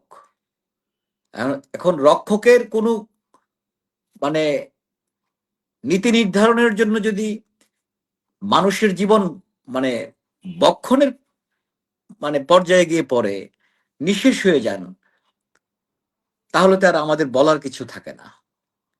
এখানে শুধু যে ভাইস চেয়ারম্যান সাহেব ছিলেন তা না, এখানে কারেন্ট যে রানিং চেয়ারম্যান উনিও বোধহয় ছিলেন, আমি যতটুকু শুনেছি। ওনারা ওনারা তো সমাজের মানুষদের নিয়ে ওনাদের কাজ, মানুষের সেবা দেওয়া ওনাদের কাজ। এখন সেবাটা কি হলো? একটা মৃত্যুর বিনিময়ে তো অর্থ হতে পারে না, অবশ্যই পারে না। তাহলে তো আমাদের রাষ্ট্রযন্ত্রের মধ্যে আমাদের এই যে যেটা আদালত, যেটা ব্রিটিশ আমল থেকে এই দেশে যেই মানে আমাদের দেশের সংবিধানের আমরা যখন মানে একটা পেলাম রাষ্ট্র গঠনের পরে, সেখানে যে ব্রিটিশ যে নিয়ম কানুনের মধ্য দিয়ে আমরা এখনো চর্চা করে যাই, আইনজ্ঞরা আছেন এটা মানুষের ন্যায় বিচারের স্বার্থে। আজকে আমি দেখলাম বাংলাদেশের প্রধানমন্ত্রী বলছেন অন রেকর্ডে যে যাহারা নিরীহ মানুষ বিচার পান না, তাদের জন্য যাতে সুবিচার মানে বিচারের বহির্ভূত না থাকেন, তারা যাতে বিচার থেকে অবহেলিত না থাকেন, সেই জন্য যথেষ্ট সহযোগিতার একটা মানে ক্ষেত্র কিংবা একটা কি বলবো একটা সেল উনি তৈরি করার জন্য আহ্বান জানিয়েছেন, যাতে সাধারণ মানুষ বঞ্চিত না হন। তো বাবা, এটা তো ব্রিটিশ আমল থেকেই ছিল, একেবারে দ্রুত বিচার ট্রাইব্যুনাল পর্যন্ত হয়েছে। আইনগুলো শুধু আমরা মানলেই হয়। এখন আইনের প্রথম কাজটা কি? চেয়ারম্যান সাহেব যাবেন, ভাইস চেয়ারম্যান সাহেব যাবেন, সমাজের সেবকরা যাবেন সহযোগিতার জন্য, তাই তো? কিন্তু যাহারা আমাদের বেতনধারী মানুষ, রাষ্ট্রের যে প্রশাসন যন্ত্র, ওনাদের ভূমিকাটা কি? এখানে আমাদের পুলিশ প্রশাসন রয়ে গেছেন, লোকাল অ্যাডমিনিস্ট্রেশন রয়ে গেছেন, অ্যাডমিনিস্ট্রেশনের একটা অংশ আমরা ধরলাম যে জনগণের সাথে যে সম্মিলিতভাবে যে চেয়ারম্যান ভাইস চেয়ারম্যানরা থাকেন ওনারাও একটা পার্ট, কিন্তু সরাসরি যে আইনটাকে যারা হ্যান্ডেল করেন, যারা এটাকে নিয়ে অগ্রগামী হন, ওনাদের ভূমিকাটা তো আমি বিস্মিত। পুলিশ না, আমি এখানে অন্তত এখানে ডক্টর আসাদ আমি 10টা সেকেন্ড আপনাকে যদি একটু ইন্টারাপ্ট করি, সেটা হচ্ছে যে আমি একজন পুলিশের ঊর্ধ্বতন কর্মকর্তাকে কালকে রাতে ঢাকা থেকে ফিরে ফোন করে বলেছিলাম যে এই ঘটনাটি আপনারা আবার আহমেদ প্রাইভেট ক্লিনিকের মতো আবার আরেকটি ঘটনা দিয়ে একটা সমালোচনার ঝড় তুললেন, আপনারা কি এই মামলাটা নিতে পারতেন না? তো আমাকে ঊর্ধ্বতন এই পুলিশ কর্মকর্তা যেটি বললেন পরিষ্কার ভাষায়, যেটি হচ্ছে যে দাদা, যিনি ভিকটিম বা ভিকটিমের পরিবার, তারা যদি এই মামলা করতে না আসেন সেক্ষেত্রে আমাদের পুলিশে কি করণীয়? তখন আমি প্রশ্ন ওনাদের করেছিলাম পুলিশের যে অনেক করণীয় সময় তো আছে। সুমোটো হয়, উনি যে সব ব্যাখ্যাটা দিলেন, প্রণোদিত হয়। সরি আমি বলি, না, আমি যেটা শেষ যারা করি victim- ডক্টর আসাদ, আমি তাকে প্রশ্ন করেছি যে সব প্রণোদিত হয়ে তো আপনারা অনেকগুলো মামলা মোকদ্দমা নিজেরাই করেন, তো যেহেতু সে দুধ বিক্রেতা, তার সেই রকম সামর্থ্য নেই বলছেন, তাহলে সেই মামলাটা তো আপনারা পুলিশ বাদী এরকম একটা হত্যা মামলা নিতে পারতেন। অবশ্য তখন তিনি সদুত্তর দিতে পারেননি, কিন্তু এখন যেটি আমাদের মাওলানা মেহেদী একটু আগে বললেন যে 20 লক্ষ টাকা যে কথাটি জাতীয় মিডিয়ায় এসছে, পত্রপত্রিকায় এসছে, ফেসবুকে, তিনি কিন্তু এটি সরাসরি অস্বীকার করে বলছেন যে এরকম কোনো টাকা পয়সা লেনদেন হয়নি, বাট আমরা শান্তি শৃঙ্খলার স্বার্থে কিংবা জনস্বার্থে এলাকায় যাতে পরবর্তীতে এটি নিয়ে আর কোনো খুন খারাপি বা সংঘর্ষের ঘটনা না ঘটে সেই জন্য আমরা সাহেব সর্দার, স্থানীয় জনপ্রতিনিধি সবাই মিলে কিন্তু এটা দুই পক্ষকে মিলিয়ে দিয়েছি। আপনার কাছে আমার প্রশ্ন হচ্ছে সেই কাজটা তারা করতে পারেন কিনা, অর্থাৎ সমাজের স্বার্থে যেটা মাওলানা মেহেদী নিঃসন্দেহে করেছেন। এই ধরনের সমাধান যদি আমাদের এই জনগণের সেবক যারা নিজেদেরকে দাবি করেন এবং ওনারা কর্মক্ষেত্রে আছেন, কেউ এক্স কেউ রানিং, যদি করেন, আমি বলবো সেটা হচ্ছে ওনারা আরো এরকম মৃত্যুর ঘটনাকে উৎসাহিত করলেন। নিঃসন্দেহে এখানে স্কেপ করার কোনো সুযোগ নেই। এখানে মাননীয় চেয়ারম্যানের দায়িত্ব একটা মানুষের জীবন মৃত্যুর খেলা, সেখানে একজন চেয়ারম্যান সামাজিকভাবে তার একটা, তাইলে আদালতটা কি কারণে থাকলো বাংলাদেশের? উঠিয়ে দেখ, সেটা দরকার তো নেই আমাদের আদালতের। এখানে মানবিকতার আদালতটাই কোন জায়গাতে থাকলো? ভাইস চেয়ারম্যান সাহেব দেখলেন যে দুইটা মানুষই নিরীহ, তাইলে আমাদের দেশে কি নিরীহ মানুষ আর নেই? এই একজন দুধ বিক্রেতা আর আরেকজন কৃষকই ছিল। এই বগডহর গ্রামে তো অন্তত আমি ঘাটলে অন্তত এরকম 20,000 মানুষ পাবো যে এর চেয়ে আরো নিরীহ আছেন। তাইলে ওনারা তো এর পরের দিন গিয়ে কাগজ যার শারীরিক শক্তি আছে সে প্রদর্শন করে একজনকে মেরে ফেলবেন। তারপরে আমাদের এই আমাদের যে সেবক যারা আছেন তারা আবার গিয়ে মিলিয়ে দিবেন। তাহলে কি দাঁড়াইলোটা কি? একটা জিনিসের জন্য যদি আমার একটা ওইরকম নৈতিক শিক্ষা না থাকে, আইনি পদক্ষেপ না থাকে, মানবিকতার দিক না থাকে, তাহলে তো আমরা মৃত্যুকে আরো সহজ করে দিলাম। মেরে ফেলাটা একটা সহজ কাজ, যে দেশে আইনের কোনো বিধিবিধান কাজ করে না। আমাদের সেবকরা অবশ্যই করবেন, আইনের বিধিবিধানগুলো তো মাথায় থাকতে হবে না? একদম। আর আপনি যেটা ডক্টর বললেন, আসাদ, আমি একটু যদি আপনাকে যদি একটু থামি, আমি একটু আসতে যাচ্ছি, মানে আমাদের ঢাকার সুপ্রিম কোর্টের অ্যাপিলেট ডিভিশনে যিনি রয়েছেন। আসাদ, আমি আপনাকে দিব আবার 5 মিনিট পরে আপনাকে দিচ্ছি, যেহেতু আজকে আমাদের আইনের ব্যাখ্যাটা জানাটা এই মুহূর্তে আমাকে অনেকেই ইনবক্সে লিখছেন, দাদা অ্যাডভোকেট জাকারিয়া সরকার তসলিম ভাইয়ের বক্তব্য শুনতে চাই। আমি একটু সেই কারণে তসলিম ভাইয়ের আইনের ব্যাখ্যাটা নিয়ে আবার একটু আপনাদের কাছে আসবো। তসলিম ভাই, পুরো ঘটনাটি আপনি লিটন ভাই, আমাদের মাওলানা মেহেদী এবং ডক্টর আসাদ তিনজনের কাছ থেকে শুনেছেন, এবং আসাদ কিন্তু একটি বিষয় পরিষ্কার করে দিয়েছেন যখন আমি বললাম যে এখানে কোনো মেহেদীর ভাষ্যমতে যে এখানে কোনো অর্থদণ্ড কাউকে দেওয়া হয়নি, শুধুমাত্র তিনি বলেছেন শান্তি শৃঙ্খলার স্বার্থে এই ধরনের একটি সমঝোতা করা হয়েছে যাতে পরবর্তীতে আর এই ধরনের কোনো খুন খারাপি বা সংঘর্ষ না হয়, সেটি তারা সকল সাহেব সর্দাররা এবং সেখানকার লোকাল ইউপি চেয়ারম্যান, ওখানকার এক্স মেম্বার এবং বগডোর গ্রাম, আপনি জানেন অত্যন্ত প্রভাবশালী একটি গ্রাম, সেই গ্রামের যারা সাহেব সর্দার মাতব্বর, তারা কিন্তু সবাই মিলে বসে সম্মিলিতভাবে এরকম একটি সিদ্ধান্ত নিয়েছেন। আমি যখন ডক্টর আসাদকে প্রশ্ন করছিলাম যে এরপরও এই আইন শৃঙ্খলার যে পুলিশ ঊর্ধ্বতন কর্মকর্তারা বললেন যে ভিকটিম না আসলে আমরা মামলাটা কিভাবে নিব, কিংবা তাদের পক্ষ থেকে তো কেউ আসেনি, এই বিষয়টি আপনি ক্লিয়ার করবেন। আর ডক্টর আসাদ যেটি বলেছে সেটিও আপনি একটু ব্যাখ্যা দিবেন। তিনি বলছেন যে এটি সমঝোতার কোনো সুযোগ নেই, তার পরিষ্কার বক্তব্য এই ধরনের সমঝোতা হলে হত্যাকাণ্ডকে বরং আরো উস্কে দেয়া হয়, এবং এরকম একটি বক্তব্য কিন্তু ঢাকার সিনিয়র সাংবাদিক অভিজিৎ বণিক এইমাত্র লিখেছেন তিনি বলেছেন যারা হত্যাকারীদের বাঁচাতে টাকা রফাদফা করেন তাদের বেশিরভাগ নেতারাই হচ্ছেন ধান্দাবাজ। টাকার বিনিময়ে যদি হত্যা মামলা আপোষী করা হয় তাহলে সেই সমস্ত অপরাধ কেবল বাড়তেই থাকবে। সুতরাং সচেতন হওয়ার বোধহয় এখনই সময়। অ্যাডভোকেট জাকির শওকত তসলিম, আইন কি বলছে? ধন্যবাদ। আজকের অনুষ্ঠানের সম্মানিত সঞ্চালক স্নেহাস্পদ গৌরাঙ্গ দেবনাথ অপু, অনুষ্ঠানে যুক্ত হয়েছেন আমার অত্যন্ত প্রিয় ভাজন ডক্টর আসাদ, স্নেহাস্পদ টিটু এবং মেহেদি, একজন সমাজ সংস্কারক এবং মিডিয়েটর, সমাজ সেবক, এবং আরেকজন আলোচক সম্ভবত জাফর, গোপালপুরের আমার কৃতি সন্তান, নামটা আমি একুরেট কিনা ভুলে গেছি হয়তো। টিটু সহ যারা আহমেদ ফরহাদ সুন্দর আলোচনা করেন। তো আসলে আমরা আমাদের স্থানীয় এলাকার প্রতি, আমাদের নবীনগরের প্রতি অত্যন্ত একটা আমাদের হৃদয় থেকে টান রয়েছে বিদায় আসাদ সহ আমরা যারা জড়িত হই ডাকলেই। আমি আজকে সারাটি দিন অত্যন্ত ব্যস্ত ছিলাম। ঢাকাবারের নির্বাচন কালকে অনুষ্ঠিত হবে, ঢাকার কয়েকটা প্রোগ্রামে জড়িত থাকা, তারপরে এসে এটাতে যুক্ত হওয়া একটা কঠিন কষ্টকর। তারপরও এই আলোচনাটায় গৌরাঙ্গ আমাকে ইনভাইট করার কারণে যুক্ত হয়েছি। যে আপনারা জানেন যে আইনগত দিক হলো প্রতিটা জিনিসে আইনের দৃষ্টিতে একটু কথা বলি আমি, যে আমাদের আইনের দৃষ্টিতে ডক্টর আসাদও সুন্দর আলোচনা করেছেন এবং বিশ্লেষণ করেছেন যে এখানে একটি হলো কম্পাউন্ডেবল অফেন্স, আরেকটা হলো নন কম্পাউন্ডেবল অফেন্স। কম্পাউন্ডেবল অফেন্স গুলো হলো যেটাতে লেস সিরিয়াস ক্রিমিনাল অ্যাক্ট জড়িত থাকে, আর নন কম্পাউন্ডেবল হলো seriously affecting to the society, serious criminal effect. এখন নন কম্পাউন্ডেবল এফেক্ট গুলা যেগুলা, নন কম্পাউন্ডেবল অফেন্স যেটা less serious criminal act, the victim and offender can settle the dispute out of the court, resulting to the withdrawal of charges or acquittal typically. আপনার এটা, আপনি একজনকে থাপ্পড় দিল, একজন গায়ে আঁচড় দিল, একটা কাপড় ছিঁড়ে ফেললো, ইলিগাল ট্রেসপাস করলো, একটা মুরগি চুরি করলো, কারো টাকা নিয়ে গেল, এগুলা হলো কম্পাউন্ডেবল অফেন্স। এটা তো আপনি অল্টারনেটিভ ডিসপিউট রেজুলেশন, যে গ্রামীণ আদালত ছাড়াও এডিআর যেটাকে বলে অল্টারনেটিভ ডিসপিউট রেজুলেশন, অর্থাৎ কোর্টে না গিয়ে সামাজিক ভাবে একটা বাচ্চা স্কুলে যাচ্ছে, আরেকটাকে ছাড়ি ধরে টান দিল, আরেকজন লাথি দিল, আর খেলাধুলা নিয়ে মারামারি হলো, এই জিনিসগুলা দৃশ্যমান।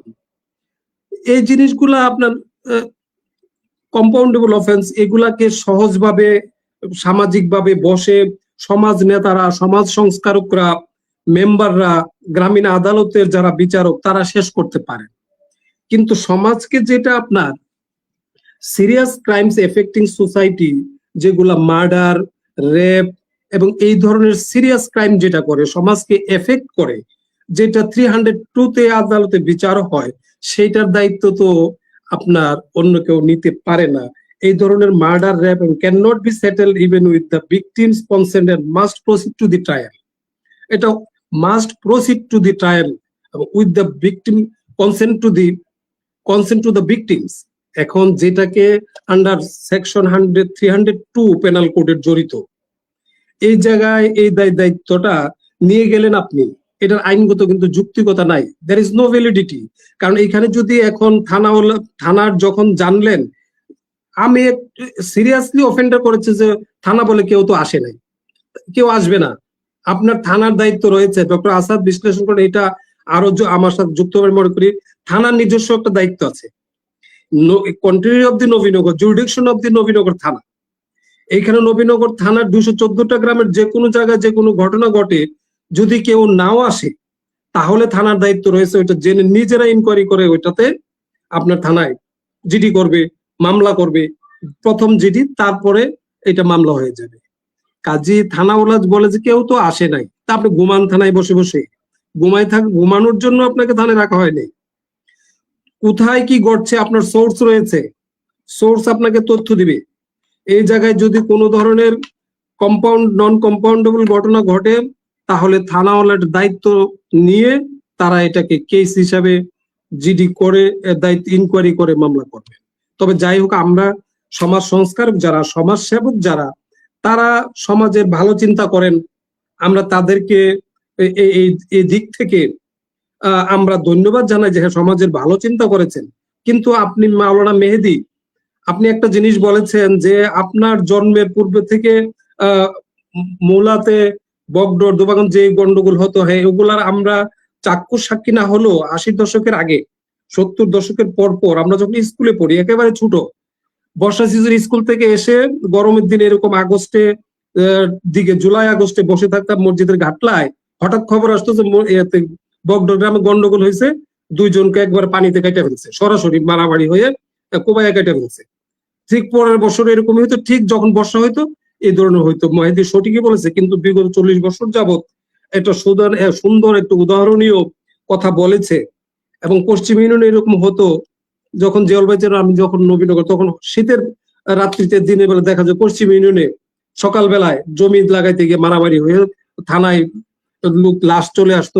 এদিক থেকে ওই সাইড গুলো অনেকটা কমে গেছে উদাহরণে। কিন্তু যে ঘটনাগুলো আপনি বললেন, থানাকান্দির কথা, আমাদের পার্শ্ববর্তী অন্যান্য গ্রামগুলা, নবীনগর, এখনো কিন্তু আমরা ভালো অবস্থায় আসতে পারি না। এর জন্য আমাদের সমাজ সংস্কারকরা এই বারবার এই যে ঘটনাগুলা, যেগুলা কম্পাউন্ডেবল না নন কম্পাউন্ডেবল কেসগুলা, তারা কাউকে 20 লাখ, কাউকে 30 লাখ, কিন্তু 1 কোটি টাকা দিয়ে আপনি একটা লোক তো এনে দিতে পারবেন না বললেন, কিন্তু আপনি কতটা ঘটনার বিচার না হওয়ার কারণে আমাদের সমাজে নয়, আইনে কি বলা আছে, ফাঁসি যদি মৃত্যু হয়ে থাকে, তাকে যেখানে হত্যাকাণ্ড ঘটনা ঘটবে সেটার কোর্ট কি করবে, যে সঠিক আপনার সাক্ষী নিয়ে, এভিডেন্স নিয়ে, আই উইটনেস যারা আছে তাদেরকে নিয়ে, এবং ইম্পার্শিয়াল এভিডেন্স এবং উইটনেস নিয়ে সেটাকে রায় দিবেন এবং মৃত্যুদণ্ড কার্যকর করবেন।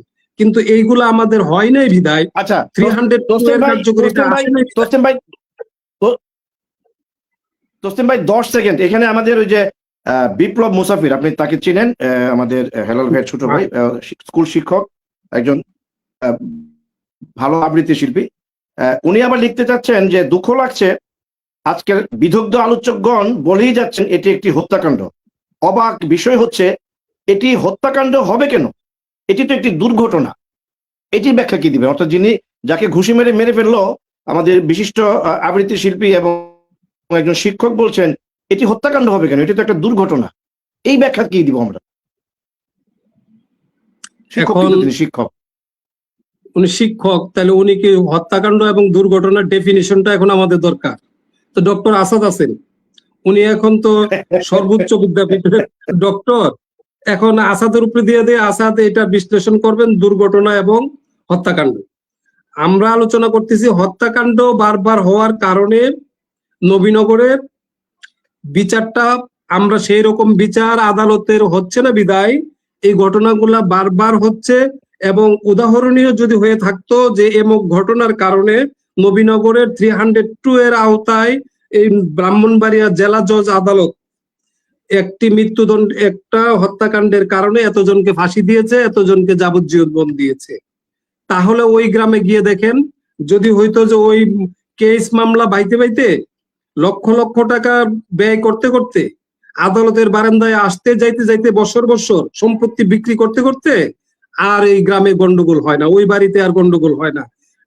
আপনি ডাইকেও যদি নিয়ে আসেন, গন্ডগোলে জড়িত হবে না। কিন্তু আমরা এই ধরনের ঘটনাগুলা মেডিয়েটরের মাধ্যমে মেডিটেশন করতেছি বিদায়, আমরা অল্টারনেটিভ প্রসেসে যাচ্ছি বিদায় আজকে আমাদের যে মারলে কি হবে, 20 লাখ টাকায় তো আমরা এই মার্ডার কিনে ফেলতে পারি। 20 লাখ টাকা দিয়ে দিলাম যে মারা গেল তার বাড়িতে, আর 30 লাখ টাকা আমরা যারা কিছু নিয়ে নিলাম বিভিন্ন পকেটে। এইগুলাই হয়, কিন্তু 50 লাখ টাকা সর্বমোট হয়, কিন্তু 50 লাখ দেখানো হয় না, 20 লাখ দেখানো হয়।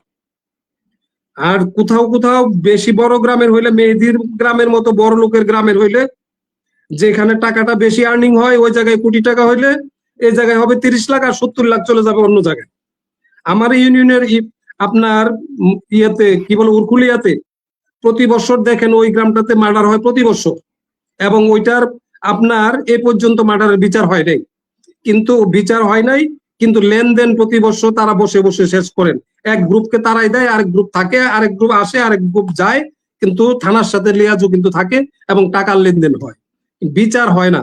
তো কাজী যদি বিচারটা নবীনগর হইতো, গোটা ব্রাহ্মণবাড়িয়াতে ওই যে আপনার আমাদের নবীনগর কান্দ হত্যা, আর ব্রাহ্মণবাড়িয়াতে যে 7 মার্ডার হয়েছিল, ওইটার নামটা আমি ভুলে গেছি, গৌরাঙ্গ আপনার মনে আছে কিনা, যেটাতে 7 খুনের আসামি পরে ধরা নিদারাবাদ হত্যাকাণ্ড এবং আলোচিত হত্যাকাণ্ড ছিল ব্রাহ্মণবাড়িয়ার। এই নিদারাবাদের পরে এত বড় আলোচিত হত্যাকাণ্ড ব্রাহ্মণবাড়িয়ার আর হয়নি, কিন্তু ওই টেডার যুদ্ধ হচ্ছে জাতীয় সংসদে। আমাদের রুমিন ফারহানা বলে যে আমরা টেডার দিয়ে যুদ্ধ করা এলাকার লোক। তো এখন আমাদের বিচার এলাকায় আমাদের বিচার অন্যরা ফলো করবে এরকম উদাহরণ আমরা সৃষ্টি করতে পারি নাই। আমাদের মেহেদী বলছে আমরা কি শিক্ষা সংস্কৃতির নবীনগর, তাহলে শিক্ষা সংস্কৃতির পাদবী ব্রাহ্মণবাড়িয়া। এক সময় বলতো Brahmanbaria is the east Pakistan, Brahmanbaria Punjab of the east Pakistan. পরবর্তীতে আসছে ব্রাহ্মণবাড়িয়া ইজ দ্য আপনার বেস্ট শিক্ষা সংস্কৃতির নগরী এবং রাজধানী। কিন্তু শিক্ষা সংস্কৃতির নগরীতে রাজধানী থেকে এই ধরনের মারামারি, টেটা যুদ্ধ, আপনার একে অপরকে মেরে ফেলবেন, একে অপর সম্পত্তি নেবেন, এটা ব্রাহ্মণবাড়িয়া। এটি আমাদের অহংকার তসলিম ভাই, এটি আমাদের অহংকার। এটা আমরা গর্ব করি যে আমরা আসলে মানে সবসময় মানে জাতীয় টেলিভিশনের স্ক্রলে আমরা থাকতে পারি, এটা সবাই পারে না। আপনি শুধু আমাকে একটু জাস্ট 1 মিনিটে শেষ করবেন, আমাদের দুজন বক্তা রয়েছেন। এই যে মানে আমাদের মাওলানা মেহেদী হাসান এই বিষয়টির উদ্যোগ নিয়ে শেষ করেছেন এবং তিনি একেবারে নিজে দায়িত্ব নিয়ে বলেছেন এখানে 1 টাকা লেনদেন হয়নি, মূলত শান্তি শৃঙ্খলার স্বার্থেই তারা এই কাজটি করেছেন, যাতে ইন ফিউচার এ নিয়ে আর কেউ কোনো কথা না বলে। আপনি আইনজ্ঞ, আপনি দুটো ব্যাখ্যা চমৎকার ভাবে দিয়েছেন যে কোনটা আসলে আইনগতভাবে সমঝোতা হতে পারে এবং কোনটা হতে পারে না। আমার বিশ্বাস মাওলানা মেহেদী এবং তার যারা এই বিচার সালিসিতে ছিলেন তারা যদি এটি দেখে থাকেন কিংবা পরবর্তীতে দেখেন, আমার মনে হয় আপনার ব্যাখ্যাটা তারা যদি একটু ফলো করেন, তাহলে তাদের ইন ফিউচারে কোনো সমঝোতা বা এই ধরনের মীমাংসা করতে গেলে এইগুলি কাজে আসবে। আমার আপনার কাছে ছোট্ট প্রশ্ন, সেটি হচ্ছে মাওলানা মেহেদী যেটি সমাজের দায়িত্ব নিয়ে করতে গিয়ে তিনি আজকে প্রশ্নবিদ্ধ, বিতর্কিত, কিংবা তাকে নিয়ে অনেকেই বলছেন, অনেকে আমাকে বলছেন যে মাওলানা মেহেদীরা হয়তো 20 লক্ষ টাকা কিংবা 30 লক্ষ টাকা রায় করেছেন, কিন্তু সেই টাকাটা যেটা আপনি ইঙ্গিত দিয়েছেন যে 1 কোটি টাকার মধ্যে 30 লক্ষ টাকা পায় আর 70 লক্ষ টাকা ভাগ বাটোয়ারা হয়। মাওলানা মেহেদীকে নিয়েও কিন্তু অনেকে আমাকে বলেছেন যে মাওলানা মেহেদীও যদি 20 লক্ষ টাকা রায় করে হয়তো মেহেদীর পকেটে হয়তো 10 লাখ টাকা ঢুকে যাবে, দাদা নিশ্চিত থাকেন 10 লাখ টাকা বোধ পাইতো না। কিন্তু আজকে মাওলানা মেহেদী কিন্তু পরিষ্কার বলে দিয়েছে যে দাদা 1টি টাকাও এখানে নির্বাচিত আর কি বলে নির্ধারণ করা হয়নি। আপনার কাছে প্রশ্ন হচ্ছে এই সমঝোতাটা আদৌ মেহেদীরা করতে পারে কিনা সমাজের সাথে, নাকি এটা আসলে আইনে যাওয়া উচিত, যেহেতু এটা হত্যাকাণ্ড। আবার একজন শিক্ষক বলছে এটা দুর্ঘটনা, যাবো কোন দিকে আমি ঠিক বুঝতেছি না। এখানে একদিকে যদি বলি মেহেদী যে কাজটা করেছে গ্রামীণ দিক থেকে তারা ভালো করেছে, আইনের দিক থেকে আমি বলবো যে এটা কম্পাউন্ডেবল অফেন্স না, non compoundable offence. There is a serious crimes affecting to the society. তাহলে সিরিয়াস ক্রাইম যেটা হয় সেটা তো হাত দিতে পারে না। এখন যদি মেহেদীরা করলো, কিন্তু থানার কি অনুমতি আছে এটাতে? থানার কোনো নলেজে আছে? এখন যদি নলেজে আসে, থানায় যদি মামলা করে দেয় নিজ দায়িত্বে, তখন মেহেদী কি গিয়ে বলতে পারবে যে এটা আমরা আপোষ করছি? থানা এটা তো এই মামলাটা করে কোর্টে পাঠিয়ে দিবে। ইভেন কি কোর্টেরও নিজস্ব কোনো ক্ষমতা নাই এই 302 এর মামলায় আপনার আপোষ করে দেওয়ার। এটা অন্তত with the consent of the victims যদি থাকে, তবু বলতে হবে যে না আমার দায়িত্ব হলো আমি মামলা চালিয়ে যেতে, ট্রায়াল প্রসিড করতে হবে। এখন সেটা ট্রায়াল প্রসিডের মাধ্যমে সাক্ষী দিয়ে দুই পক্ষ কোর্ট থেকে খালাস হয়ে আসতে হবে, দুই পক্ষ সমঝোতার মাধ্যমে। এখন মাওলানা মেহেদী এবং মেহেদীকে বলবো না, ধন্যবাদ দিব আমরা যে সমাজের ভালোর জন্য, কিন্তু গন্ডগোল যেখানে দুই পক্ষ বিবদমান, দুইটা গ্রুপ, আপনি কথা বলতে অন্যদিকে চলে আসো। উদাহরণের জন্য যদি একটা ক্রিকেট খেলা নিয়ে গন্ডগোল হইতে পারে, ফুটবল নিয়ে খেলা গন্ডগোল হইতে পারে, সেইটার যদি আপনার মীমাংসা করে দেওয়ার জন্য 2 গ্রামকে বসায় করে, সেটা এক ধরনের। কিন্তু যেটা দুর্ঘটনা বলবেন কিভাবে, যেখানে দুর্ঘটনা কিভাবে, যে আপনার একটা গরু তাড়াইয়া যাইতেছে, গরুকে বাড়ি দিতে গিয়ে সেই বাড়িটা মাথায় পড়ে গেছে, সেটা দুর্ঘটনা। একটা রাস্তায় মোটরসাইকেল চালাইয়া যাইতেছে, আপনি পাশে দাঁড়ায় আছেন, তারটা ব্রেক ফেল করে গিয়ে আপনার উপরে পড়ে গেল, সেটা দুর্ঘটনা। একটা বাস ব্রেক ফেল করে গিয়ে বাড়িতে উঠে গেল, সেটা দুর্ঘটনা। এখন ঘুষি মেরে দিলেন, সরাসরি দুর্ঘটনা এটা। এখন শিক্ষককে চিনি, বিআইএসএফ মানুষ, আপনি ডেফিনিশনটা ভালো করে, দুর্ঘটনা আর কোনটা আপনার হত্যাকাণ্ড, হত্যাকাণ্ড খালি গুলি ছুড়ে দিলেন, তাতে থার্ড পার্টি গুলিতে মারা যায় না? দুইজন দাঁড়ায় আছে, শুট করলো একজনকে, এখন গুলি হইলো আরেকজন উপরে গিয়ে পড়লো, এখন থার্ড ব্যক্তি মারা গেলে আপনি বলবেন যে এটা দুর্ঘটনা হয়েছে? হত্যাকাণ্ডই হয়েছে, গুলিটা তো ছোড়া হয়েছে, কে একদম। ছুড়ছে আপনি দেখলেন, আমরা দেখলাম। তা কাজে এটা আপনি হত্যাকাণ্ড না করে দুর্ঘটনা বলতে পারবেন? কাজে কোনো একটা সুযোগ নাই, সেন্স, কোনো বেসিক সুযোগ সেন্স। নাই। আমরা বিষয়টা ক্লিয়ার হয়ে গেছি। ডক্টর জাকির সরকার তসলিম অত্যন্ত একজন প্রাজ্ঞ আইনজ্ঞ, এবং তিনি আমাদের সুপ্রিম কোর্টের অ্যাপিলেট ডিভিশনে আছেন এবং সহকারী সাবেক অ্যাটর্নি জেনারেল ছিলেন। আমরা একটু দুইজন রয়েছেন আলোচক, একজন হচ্ছেন সিলেট থেকে যুক্ত হয়েছেন আমাদের অত্যন্ত একজন রাজনৈতিক বিশ্লেষক, একজন এনজিও বিশেষজ্ঞ, আহমেদ ফরহাদ। আমরা আহমেদ ফরহাদ ভাইয়ের কাছে একটু আসবো। ফরহাদ ভাই, মানে আমার কোনো প্রশ্ন নেই, এই চারজন আলোচনার পর এই বিষয়ে আপনার অবজারভেশনটা একটু জানাবেন। আর যে শিক্ষক বলেছেন এটি হত্যাকাণ্ড নয়, এটি ছিল একটা দুর্ঘটনা, সেই শিক্ষক কিন্তু আপনার গ্রামে গোপালপুরে, আপনার খুব প্রিয় মানুষ।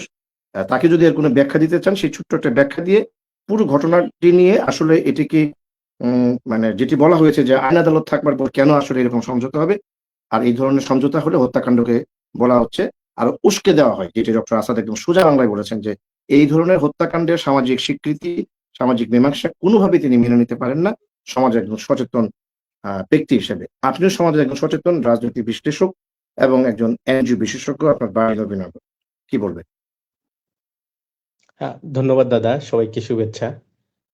সবার সুচিন্তিত মতামত শুনছিলাম, বিশেষ করে তাসনিম ভাইয়ের যে বক্তব্য আইন বিষয়ে, উনি আসলে সুনির্দিষ্ট বক্তব্য দিয়েছেন। কোন জায়গায় আসলে সামাজিকভাবে বিচার করা যাবে, এটা তো সুস্পষ্ট। কোনোভাবেই আসলে ৩০২ ধারায় যেখানে হত্যাকাণ্ড হয়েছে সেটাতে আসলে সামাজিক রফা-দফা করার কোনো সুযোগ নেই। এটার আসলে আইনি কোনো ভিত্তি নেই। আমার কনসার্ন এর জায়গাটা হচ্ছে যে নবীনগরে কোনো ধরনের অপ্রীতিকর ঘটনা ঘটলেই ভিকটিম যখন থানাতে অভিযোগ করতে যান না, তখন থানা থেকে কর্তা ব্যক্তি যারা আছেন তারা সোজা একটা উত্তর দিয়ে দেন যে কেউ তো অভিযোগ জানাতে আসেনি। এটা আসলে একটা সিরিয়াস কনসার্ন এর জায়গা। আমার মনে হয় এই জায়গাটাতে অ্যাড্রেস করা দরকার। আমাদের আজকের এই আলোচনা যদি আমাদের আ আ পুলিশ প্রশাসনে যারা আছেন তারা যদি শুনেন, আমার মনে হয় তারা এই বিষয়টা, তাদেরও আইনি ভিত্তিটা কি এটা আরেকটু পড়াশোনা করবেন এবং সংশ্লিষ্ট আইন জেনে স্বপ্রণোদিত হয়ে উনারা যদি আ জিডি করে মামলা রুজু করতে পারেন তাহলে এটাই করবেন এবং এটা প্রতিষ্ঠিত হওয়া দরকার। এটা একটা বিষয়। ২ নম্বর বিষয় হচ্ছে পূর্ব ব্রাহ্মণবাড়িয়া একটি দাঙ্গাপ্রবণ জেলা এবং সারা বছরই এটি টক অফ দ্য কান্ট্রি থাকে এবং আমি যদি ডেটা, আসলে সুনির্দিষ্ট ডেটা যদি বিশ্লেষণ করা হয়, অন এভারেজ ব্রাহ্মণবাড়িয়াতে প্রতি মাসে কিন্তু আপনার আমার নজরে ৭ থেকে ৮টা এরকম অনাকাঙ্ক্ষিত ঘটনা ঘটে।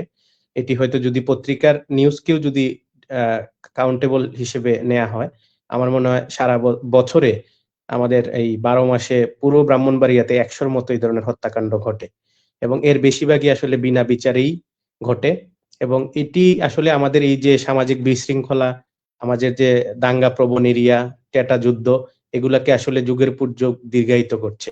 আমার মনে হয় সরকার এই বিষয়টাকে, বিশেষ করে আইন মন্ত্রণালয় এবং আমাদের স্বরাষ্ট্র মন্ত্রণালয়, এই দুটি মন্ত্রণালয় সমন্বয় করে ব্রাহ্মণবাড়িয়াতে এ ধরনের ঘটনা ঘটলে ভিকটিম যদি মামলা নাও করতে পারে, সরকার বাদী হয়ে যাতে মামলা করে এবং যারা হতদরিদ্র আছে তাদের যদি সাপোর্ট দেয়া যায়, আইনি সহায়তা দেয়া যায়, নিশ্চয়ই এই ধরনের বিধানও আমাদের আছে, এই ধরনের সুযোগও আছে যারা আর্থিকভাবে অসচ্ছল। আমার মনে হয় ব্রাহ্মণবাড়িয়াতে এই সামাজিক বিচারের নামে যে অবিচারগুলো হচ্ছে বা বেআইনি কাজগুলো হচ্ছে, এগুলো আসলে খুব শক্তভাবে দমন করা যাবে। আর ৩ নাম্বার যে বক্তব্যটা আমি বলবো, আসলে এটি তো কোনো ধরনের দুর্ঘটনা নয়, যেটা তসলিম ভাই খুব পরিষ্কারভাবে বলেছেন। একজনকে শারীরিকভাবে আঘাত করে ১ মিনিটের মধ্যেই হত্যা করা, এটা তো একটি হত্যাকাণ্ডই, যার জন্য আজকে বিজ্ঞ আলোচক যারা আছেন এটিকে হত্যাকাণ্ড বলেই অভিহিত করেছেন। এটি কোনোভাবেই আসলে কোনো ধরনের দুর্ঘটনা নয়। উনি যদি নৌকা থেকে নিজে পিচ্ছিল খেয়ে পড়ে মারা যেতেন তাহলে এটাকে দুর্ঘটনা বলা যেত। তো অথবা ব্রিজের সাথে ধাক্কা লেগে যদি একদম। উনি মারা যেতেন সেটাকে দুর্ঘটনা বলা যেত। একজন ব্যক্তি উনাকে প্রহার করে মেরে ফেলেছেন, এটি কিভাবে দুর্ঘটনা হয়? আমার মনে হয় আমাদের যেই ভাই এই প্রশ্নটি করেছেন উনি আরেকটু চিন্তা করবেন এবং দুর্ঘটনা এবং হত্যার যে পার্থক্যটা উনি তখনই বুঝতে পারবেন। এটা হচ্ছে বিষয়। আর আজকে এখানে নবীনগরের যারা আছেন বিশেষ করে আমাদের এখনো টিটু ভাইয়ের বক্তব্য শুনবো। আশা করি টিটু ভাই আরো গুরুত্বপূর্ণ আলোচনা রাখবেন। ডক্টর আসাদ ভাইয়ের বক্তব্য শুনলাম। উনি খুব খোলামেলাভাবেই সমালোচনা করেছেন। আসলে আমাদের যারা সামাজিকভাবে বিচার করেন, আমাদের যারা জনপ্রতিনিধি আছে, উনাদেরও আসলে আমাদের নবীনগরে যতই দেখি উনাদের অনেকটা পড়াশোনার দরকার আছে। আসলে উনি কোন আইনটা প্রয়োগ করতে পারবেন সমাজে, উনারা আসলে এই বিষয়গুলা হয়তো জানেন অথবা হয়তো জানেন না। অথবা সচেতনভাবেই উনারা বেআইনি কাজগুলো করেন। উনারা ৩০২ ধারার একটি হত্যাকাণ্ডকে পেনাল কোডের উনারা সামাজিকভাবে রফা-দফা করে দিয়েছেন এবং মাওলানা মেহেদী ভাই কিন্তু সুকৌশলে আপনি যে টাকার কথাটা বললেন সেটি কিন্তু উনি এড়িয়ে গেছেন। উনি কিন্তু টাকার অ্যামাউন্টটা কিন্তু বলেন নাই। উনি এটাও বলেন পরিষ্কার করেন নাই যে ওইখানে টাকার কোনো লেনদেন হয়নি। আবার কত টাকা লেনদেন হয়েছে উনি কিন্তু সেটাও বলেন নাই। তো এখানে আসলে টাকার হয়তো কিছু লেনদেন থাকতে পারে। তাসনিম ভাই যে কথাটা বললেন, ভিকটিমরা যেই টাকাটা রেখে আলোচনা সমালোচনা করেন, বিহাইন্ড দ্য পর্দার আড়ালে কিন্তু টাকার লেনদেনটা আরো বেশি হয়।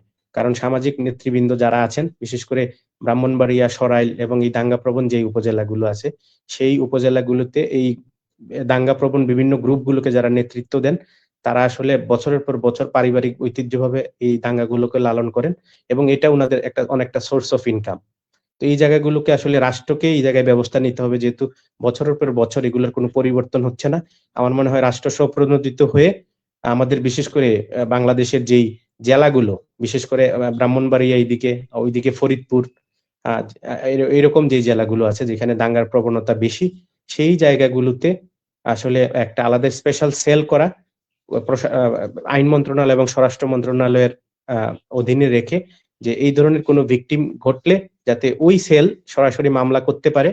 আর পুলিশের যে বক্তব্য, আমার মনে হয় এটা আমাদের পুলিশের সেই বক্তব্যটাও আসলে খতিয়ে দেখা দরকার, যে এই ধরনের দুর্ঘটনা ঘটলে স্বপ্রণোদিত হয়ে পুলিশ মামলা করতে পারে কিনা, বা এইভাবে দায় সারাভাবে কথা বলে দায় এড়িয়ে যেতে পারে কিনা। এই বিষয়টা আসলে আরো জোরালোভাবে বলা দরকার। আমরা আমাদের সামাজিক আলোচনা করলাম, তো সেটা যদি আইনি ভিত্তি পায় একটি বিষয় আমরা একটু খুশি একটু হব। যদি মানে আমার মনে হয় ফরহাদ ভাই আপনার গ্রামের সেই শিক্ষক আমাদের অত্যন্ত প্রিয়ভাজন, এখানকার একজন অত্যন্ত উঁচু মাপের একজন বাচিক শিল্পী, ঢাকায়ও তার বেশ কদর আছে, কিন্তু তিনি আজকে বারবারই যেন কেন এই হত্যাকাণ্ডটিকে তিনি হত্যাকাণ্ড বলতে রাজি না। তিনি আরেকটা প্রশ্ন করেছেন আপনাদের সবাইকে, সবচেয়ে অবাক লাগছে যিনি ঘুষি মেরেছেন তিনি কি নিশ্চিত ছিলেন যে তিনি মরে যাবেন, কিংবা আপনারা এটা নিশ্চিত হলেন কিভাবে তিনি মারা যাবেন? কি বলবেন? হ্যাঁ, আপনার উনাকেই বলি, আপনি যখন একজনের নাকে ঘুষি দিবেন, খুবই সেনসিটিভ জায়গা, ওখানে উনি মারা যাবার সম্ভাবনাই বেশি। এটা একটা সাধারণ জ্ঞান। এটা বুঝার জন্য আপনি যিনি প্রশ্ন করেছেন উনাকে আমি বলতে চাই যে আপনি দাঁড়িয়ে থাকবেন সোজাভাবে, এবং আপনার নাকে যদি একজন শক্তিশালী মানুষ ঘুষি দেয়, আপনার মরে যাবার সম্ভাবনা কিন্তু 80% নিশ্চিত। এটাই আপনার প্রাইভেট পার্ট, আপনার নাক, আপনার ফেইসের যে কোনো জায়গা খুবই সেনসিটিভ জায়গা, ওখানে আপনি কোনো কিছু দিয়ে আঘাত করলে বা ঘুষি দিলে আপনি মারা যাওয়ার সম্ভাবনা আছে। হ্যাঁ, আপনার যদি মারা না যান তাইলে বেঁচে থাকবেন, কিন্তু মারা যাওয়ার একটা সম্ভাবনা আছে এবং এটা একটা আমার হত্যাকাণ্ড, এটা আমার কোনো আমার যেটা দুর্ঘটনা নয়। আমার যেটা ধারণা ফরহাদ ভাই, মানে বিপ্লব মুসাফির সেটি হয়তো বোঝাতে চাচ্ছেন আপনাদের আলোচকদের কিংবা উপস্থাপক হিসেবে আমাকে, তিনি বলতে চাচ্ছেন যে ঘুষিটা হয়তো আসলে ওইভাবে দেননি তিনি, কিংবা ওই যে তিনি বললেন যে তিনি কি নিশ্চিত ছিলেন যে তার ঘুষিতে তিনি মরে যাবেন, কিন্তু যেহেতু মানে ঘুষিটা মারার জন্য দেয়নি, মানে মরে যাওয়ার জন্য, সে কারণে লোকটা যখন মরে গেছে এটাকে আপনার হত্যাকাণ্ড না বলে একটু কষ্ট করে দুর্ঘটনা বললে উনি একটু মানে ওনার জায়গাতে উনি হয়তো অটুট থাকতে পারতেন আর কি। তো যাই হোক, আমরা একটু আসতে চাই, আমি ঠিক জানি না যে আলোচনাটা কোন দিকে যাবে। একজন আলোচক বাকি আছেন, শাহিন রাজা টিটু, সাংবাদিক নেতা। টিটু আমার মনে হয় একজন সাংবাদিক হিসেবে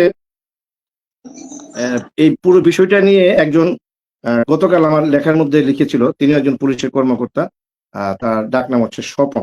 তিনি লিখেছিলেন যে আপনারা সাংবাদিকরাই এই ঘটনার সঙ্গে নাকি কেউ কেউ জড়িত থাকেন, সমঝোতা কিংবা এরকম মীমাংসা। তো আসলে কিন্তু এই ধরনের অভিযোগ শোনা যায় যে কোনো কোনো সাংবাদিকও সেই সমঝোতায় উপস্থিত থাকেন এবং সেই সালিশের সঙ্গে যুক্ত থাকেন। সাংবাদিক নেতা হিসেবে এই বিষয়টা কতটা সত্য সেটা বলবেন। আরেকটা বিষয় হচ্ছে যে ট্রেন যেটা চালু হয়েছে নবীনগরে, এটা টিটু আপনি জানেন, আমাদের তোসেম ভাই তো বেশ জোরালো ভাবে খোলামেলা ভাবে বলেছেন যে কিভাবে একের পর এক গত 54 বছর দেশ স্বাধীনের পর তার এলাকা দিয়ে তিনি কিন্তু উদাহরণ দিয়েছেন যে এগুলো আসলে বিচার হচ্ছে না। সাবেক এমপিরাও কিন্তু এই সমস্ত বিষয়গুলোতে তাদের সায় দিতেন যে সমঝোতা করে ফেলো, 1 কোটির মধ্যে 30 লাখ ভিকটিম পেতো আর বাকি 70 লাখ ভাগ বাটোয়ারা হইতো। এটা স্বয়ং তসলিম ভাই কিন্তু বলেছেন। এবং আপনাকে যদি আমি একটা ছোট্ট উদাহরণ দিই, কিছুদিন আগে হয়তো 4-5 মাস বা 6 মাস আগে সলেমগঞ্জের একটি হত্যাকাণ্ডের ঘটনা ঘটেছিল। আমি তখন চিটাগংয়ে ছিলাম। আপনার কাছ থেকে আমি পুরো ঘটনাটা তখন শুনেছিলাম আবার ফোনে। সেই ঘটনায় কিন্তু কিছুদিন আগে একজন সাংবাদিক নেতাকে কিন্তু সেই হত্যা মামলায় আসামি করা হয়েছে এবং আপনারা মানববন্ধন করেছেন।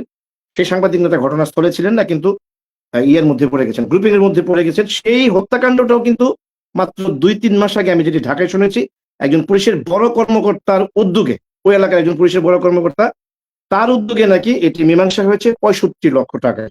এটিও কিন্তু আমরা গুঞ্জন বলবো নাকি সত্য বলবো জানি না, ওই ঘটনাটা কিন্তু এখন আর কোনো শুনিটুই না।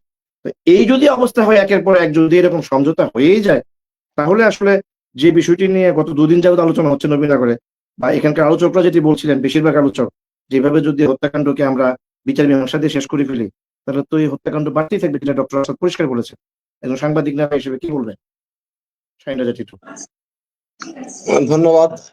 আজকের এই আলোচনায় যে টপিকস নিয়ে আমরা আসলে আলোচনা করছি, এখানে একজন লার্নার আছেন এবং একজন ডক্টরেট আছেন, পাশাপাশি একজন সমাজকর্মী আছেন। কিন্তু মেহেদী মনে হয় কি ছিটকে গেল না চলে গেল, এই জিনিসটা আসলে আমি এখনো বুঝতে পারি নাই। যদি আপনি বুঝতে পারেন একটু আমাকে জানার আসবে বললে না, ভালো আসবে হয়। আসবে, মেহেদী আসবে, মেহেদী 5 মিনিটের মধ্যে আসবে। ধন্যবাদ। আচ্ছা, প্রথমে যে বিপ্লব মুসাফিরের যে কথাটা আসছে, আমার মনে হয় উনি প্রথমে টপিকসটা বুঝতে পারেন নাই যে এটা বগডরের এই যে কিল ঘুষির বিষয়। কারণ উনি প্রথম যে কমেন্টসটা করছেন সেখানে করেছেন একটি সরকারি বিধিমালা আরোপিত চিকিৎসা প্রতিষ্ঠানের চিকিৎসাজনিত সমস্যার কারণে কোনো পেশেন্ট মারা গেলে সেটা কি হত্যাকাণ্ড হবে? ওনার প্রথম কমেন্টসটা আমি স্ক্রিনশট দিয়ে রেখেছি, আপনি এটাতে আমি কমেন্টস এটা করেছি। তারপর বিশ্ব প্রসঙ্গ ঘুরিয়ে ফেলেছেন। যদি ওই বিষয়টা হতো তাহলে হ্যাঁ অবশ্যই কোনো পেশেন্ট মারা গেলে এটা ডাক্তারকে হত্যাকাণ্ড বলা যাবে না। আর বিষয়টা যখন ঘুষির, তখন উনি যে প্রশ্নগুলা বারবার বলতে চাচ্ছেন, উনি হয়তো এভাবে বলতে পারতেন যে এটা তো পরিকল্পিত হত্যাকাণ্ড না। হত্যাকাণ্ড 2 প্রকার হয়, একটা হলো পরিকল্পনা করে হত্যা, আর একটা হলো ইনস্ট্যান্ট একটা ঘটনায় হত্যা হয়, তাৎক্ষণিক হয়ে গেছে আর কি। তো যাই হোক, হত্যাকাণ্ডই হত্যাকাণ্ড আর দুর্ঘটনা মাঝে হয়তো বিশাল ফারাক, যেটা আমার তসলিম আঙ্কেল ডক্টরেট সাহেবের উপর দিয়েছেন। উনি হয়তো এটার আবিধানিক দিবেন হত্যাকাণ্ড আর দুর্ঘটনা কি। তো আসলে হত্যাকাণ্ডের পর রফা দফা বিষয়টা শুনতে সহজ, বাস্তবে অনেকটাই বিপজ্জনক। আর এর আইনগত গ্রহণযোগ্যতা নাই, সেটা ইতিমধ্যে আমাদের লার্নেড বলে দিয়েছেন। পৃথিবীতে বহু পেশা আছে, doctor, engineer, admin cadre, police cadre, বিভিন্ন ক্যাডার ট্যাডার, বাট একটি পেশাকেই লার্নেড বলা হয়, সেটা হলো আইন পেশা। তো আমাদের লার্নেড মহোদয় যেহেতু এটার ব্যাখ্যা দিয়ে দিয়েছেন, এখানে আইনগত ব্যাখ্যা আমাদের আর দেওয়ার কোনো প্রয়োজন নাই। তবে এইটুকু আমি অন্তত বুঝতে পারি বা বলতে পারি, যেটা প্রথম বলেছিলাম যে এটি হত্যাকাণ্ড, বাট পরিকল্পিত নয়, কোনো কারণে হয়ে গেছে। কিন্তু এর জন্য তো সামাজিক যে আপোষ মীমাংসা, অর্থের বিনিময়ে, আমি মেহেদী থাকলে হয়তো ওনাকে প্রশ্নটা করতাম, যদি পরে ঢুকে আপনি আমার হয়ে প্রশ্নটা করেন, তারা যদি সমাজের স্বার্থে, এলাকার আইন শৃঙ্খলার অবনতি না হোক সেই স্বার্থে মীমাংসাটুকু করে থাকে, তাহলে এখানে অর্থ জরিমানা কেন হলো? তাহলে কি অর্থের বিনিময়ে লাশের বিনিময়ে অর্থ? হত্যাকাণ্ডের পর রফা দফা এটা আসলে কোনো সমাধান না, বরং এটা ন্যায় বিচারকে প্রশ্নবিদ্ধ করার একটা প্রক্রিয়া।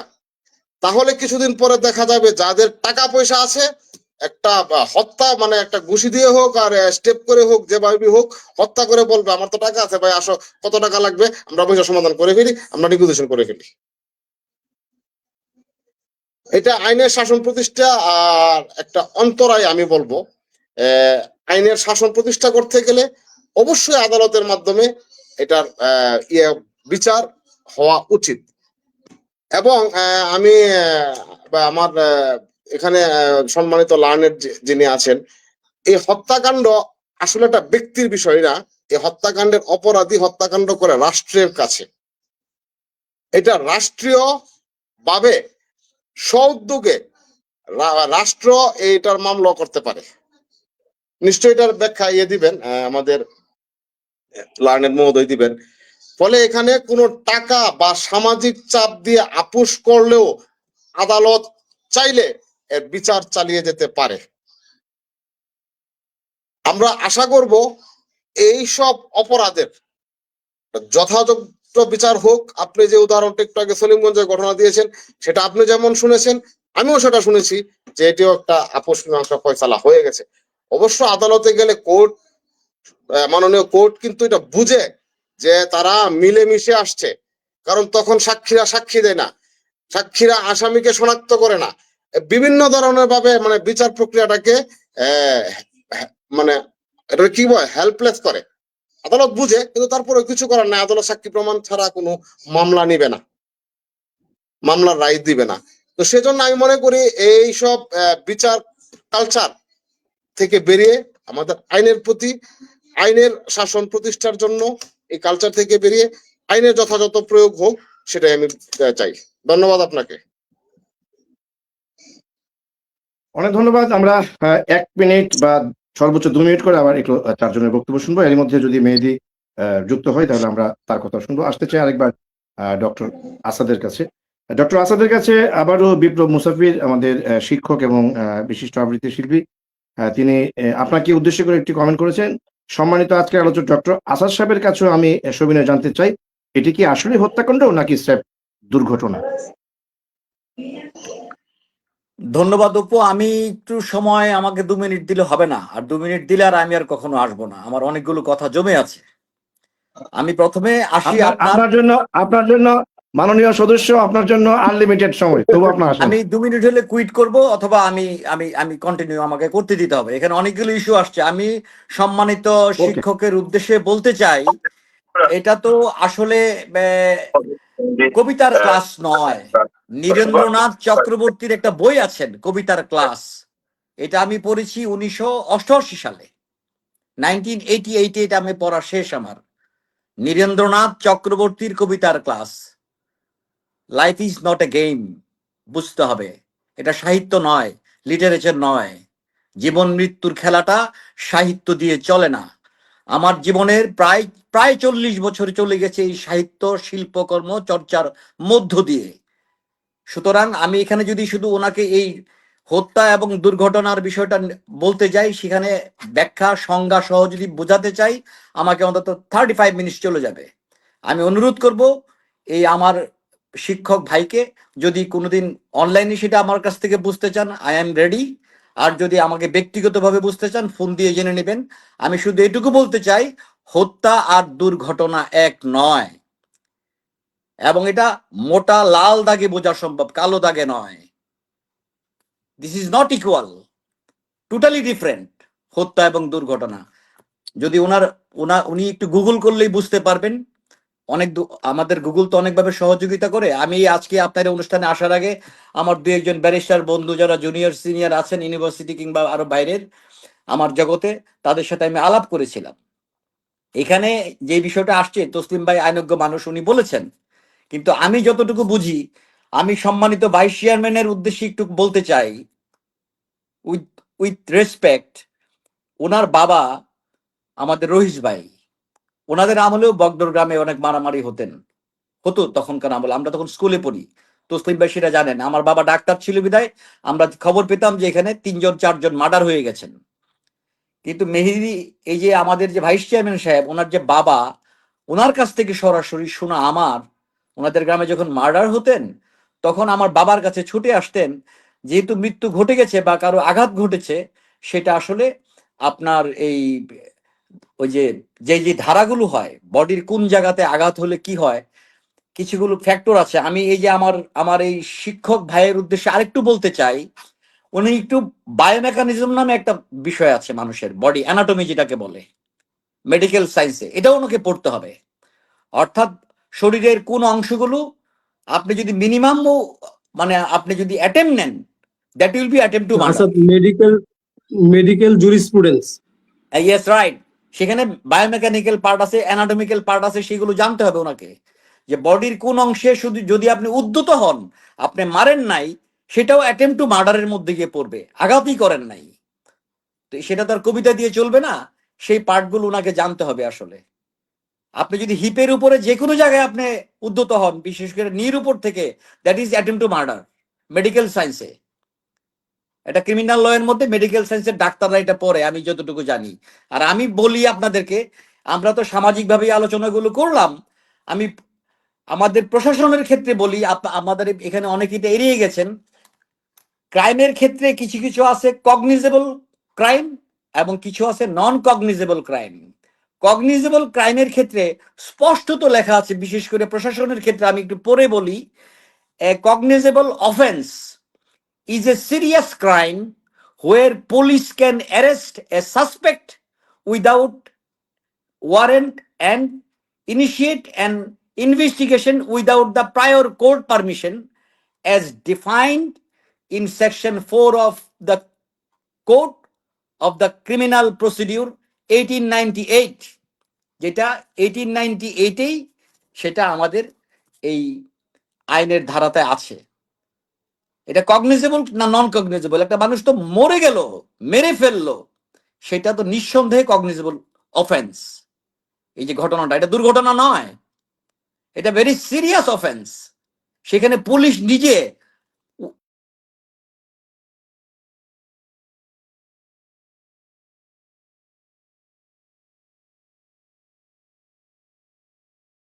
হ্যালো, আউট হয়ে গেল নাকি? সরি। এর জন্য সেটাকে তারা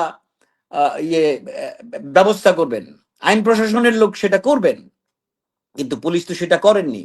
সেটা আমাদের administration totally failure, or they are doing seeing without nothing, দেখাও কিছু করছে না। তাদের চোখে দৃশ্যমান একটা মৃত্যু ঘটেছে থানার একেবারে প্রাণ কেন্দ্রে, হ্যাঁ, সেখানে ওনারা এটাকে নন কগনিজেবল সেকশনে ফেলে সামাজিক যারা আমাদের হর্তাকর্তা ব্যক্তিরা আছেন, যারা সমাজকে নানাভাবে পরিচালিত করেন, তাদের মাধ্যমটাকে তারা বেছে নিয়েছেন। তাইলে আমাদের প্রশাসন কি করলেন? এটা তো কগনিজেবল অফেন্স ভাই, সেখানে পুলিশের দায় পুলিশ কোনোভাবে এড়াতে পারেন না। আগে তো অ্যারেস্ট করবেন without prior permission of court, তার ফার্স্ট কাজ হচ্ছে অ্যারেস্ট করা, যেহেতু মৃত্যুর মতো ঘটনা ঘটে গেছে, এরপরে সে অন্য কিছু। আর হত্যার দুর্ঘটনা এগুলো তো অনেক পরের ব্যাপার। সামাজিক এই মানুষগুলো যাবেন তো অনেক পরে, আগে তো পুলিশটাকে অ্যারেস্ট করবেন, এটা তো করেননি। That is very serious crime. তাইলে আমরা যাবো কার কাছে গিয়ে বিচার চাবো? বিচারের বাণী নীরবে নিভৃতে কাঁদে। এই নিরীহ অসহায় মানুষদের ক্ষেত্রে তাই ঘটেছে। বিচার পাবে না আমাদের দেশের মানুষ। আমরা আরো সভ্য হব না, আরো 100-200 বছরও সভ্য হব না। আমরা আইনকে শ্রদ্ধা করতে জানি না। সুতরাং আজকে যে মানুষটাকে মেরে ফেলা হলো, এখান থেকে আরো 100 না 1000 জন মানুষ উৎসাহিত হবে। মেরে ফেললে তো কোনো বিচার হয় না, কোর্ট কাচারি হয় না।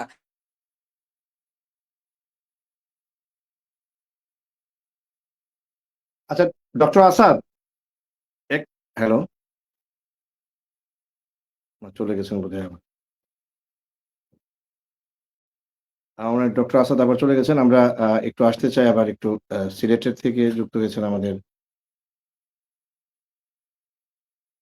আহমেদ ফরহাদ। ফরহাদ ভাই, মানে ছোট্ট করে যদি বলেন, একটি অসাধারণ মন্তব্য করেছেন মোহাম্মদ ফারুক মিয়া। এবং ফারুক মিয়া তিনি আসাদ কি এসছেন নাকি? না, আসেন নাই।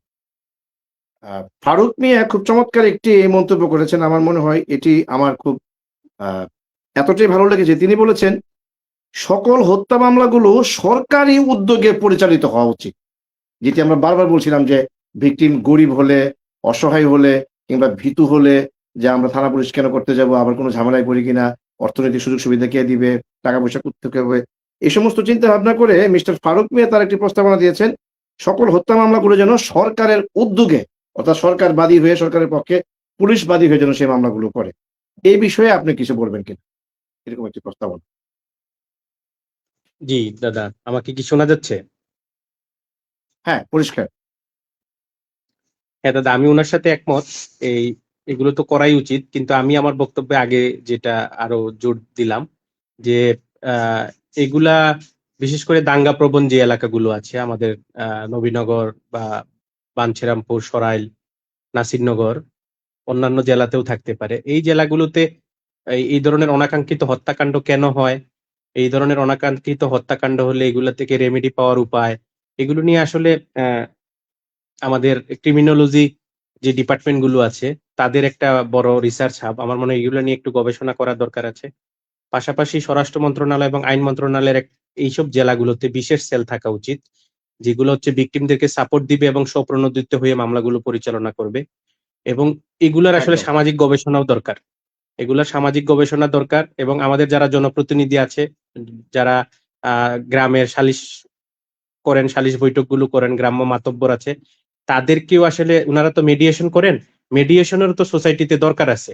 কিন্তু আসলে কোন বিষয়গুলোর ওনারা মেডিয়েশন করবেন এবং কোন বিষয়গুলো আইনি প্রক্রিয়ার মাধ্যমে যাবে, এই বিষয়গুলোকে ওনাদের সচেতনতা তৈরি করার দরকার আছে।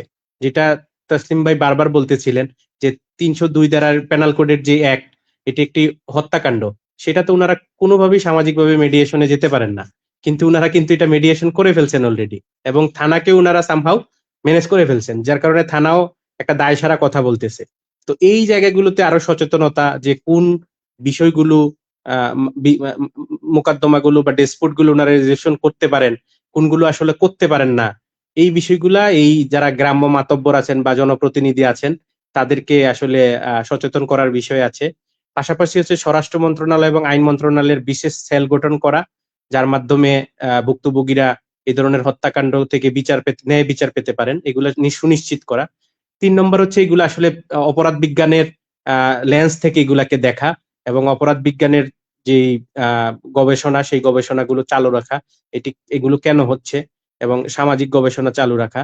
আমার মনে হয় এই বিষয়গুলো আমাদের দরকার, এবং আস্তে আস্তে দাঙ্গা প্রবণ যেসব এলাকা আছে সেসব এলাকার আহ যে সমস্যাগুলো আছে, হত্যাকাণ্ড, লুণ্ঠন বা অরাজক অবস্থা, মারামারি, সেগুলা থেকে আসলে আস্তে আস্তে বেরিয়ে আসা দরকার। এবং এই বিষয়গুলো আসলে বেরিয়ে আসার ক্ষেত্রে বড় ধরনের ভূমিকা রাখতে পারে বলে আমি মনে করি, এবং এটা নিয়ে সরকারকে একদম। আরো বেশি সচেষ্ট হওয়া উচিত এবং এটা নিয়ে কাজ করা উচিত।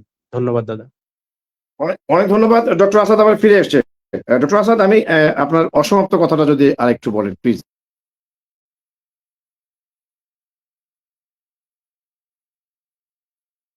একটু আনমিউট হতে হবে। ইয়েস, আই এম সরি, আমি আসলে তখন শেষ করতে পারিনি।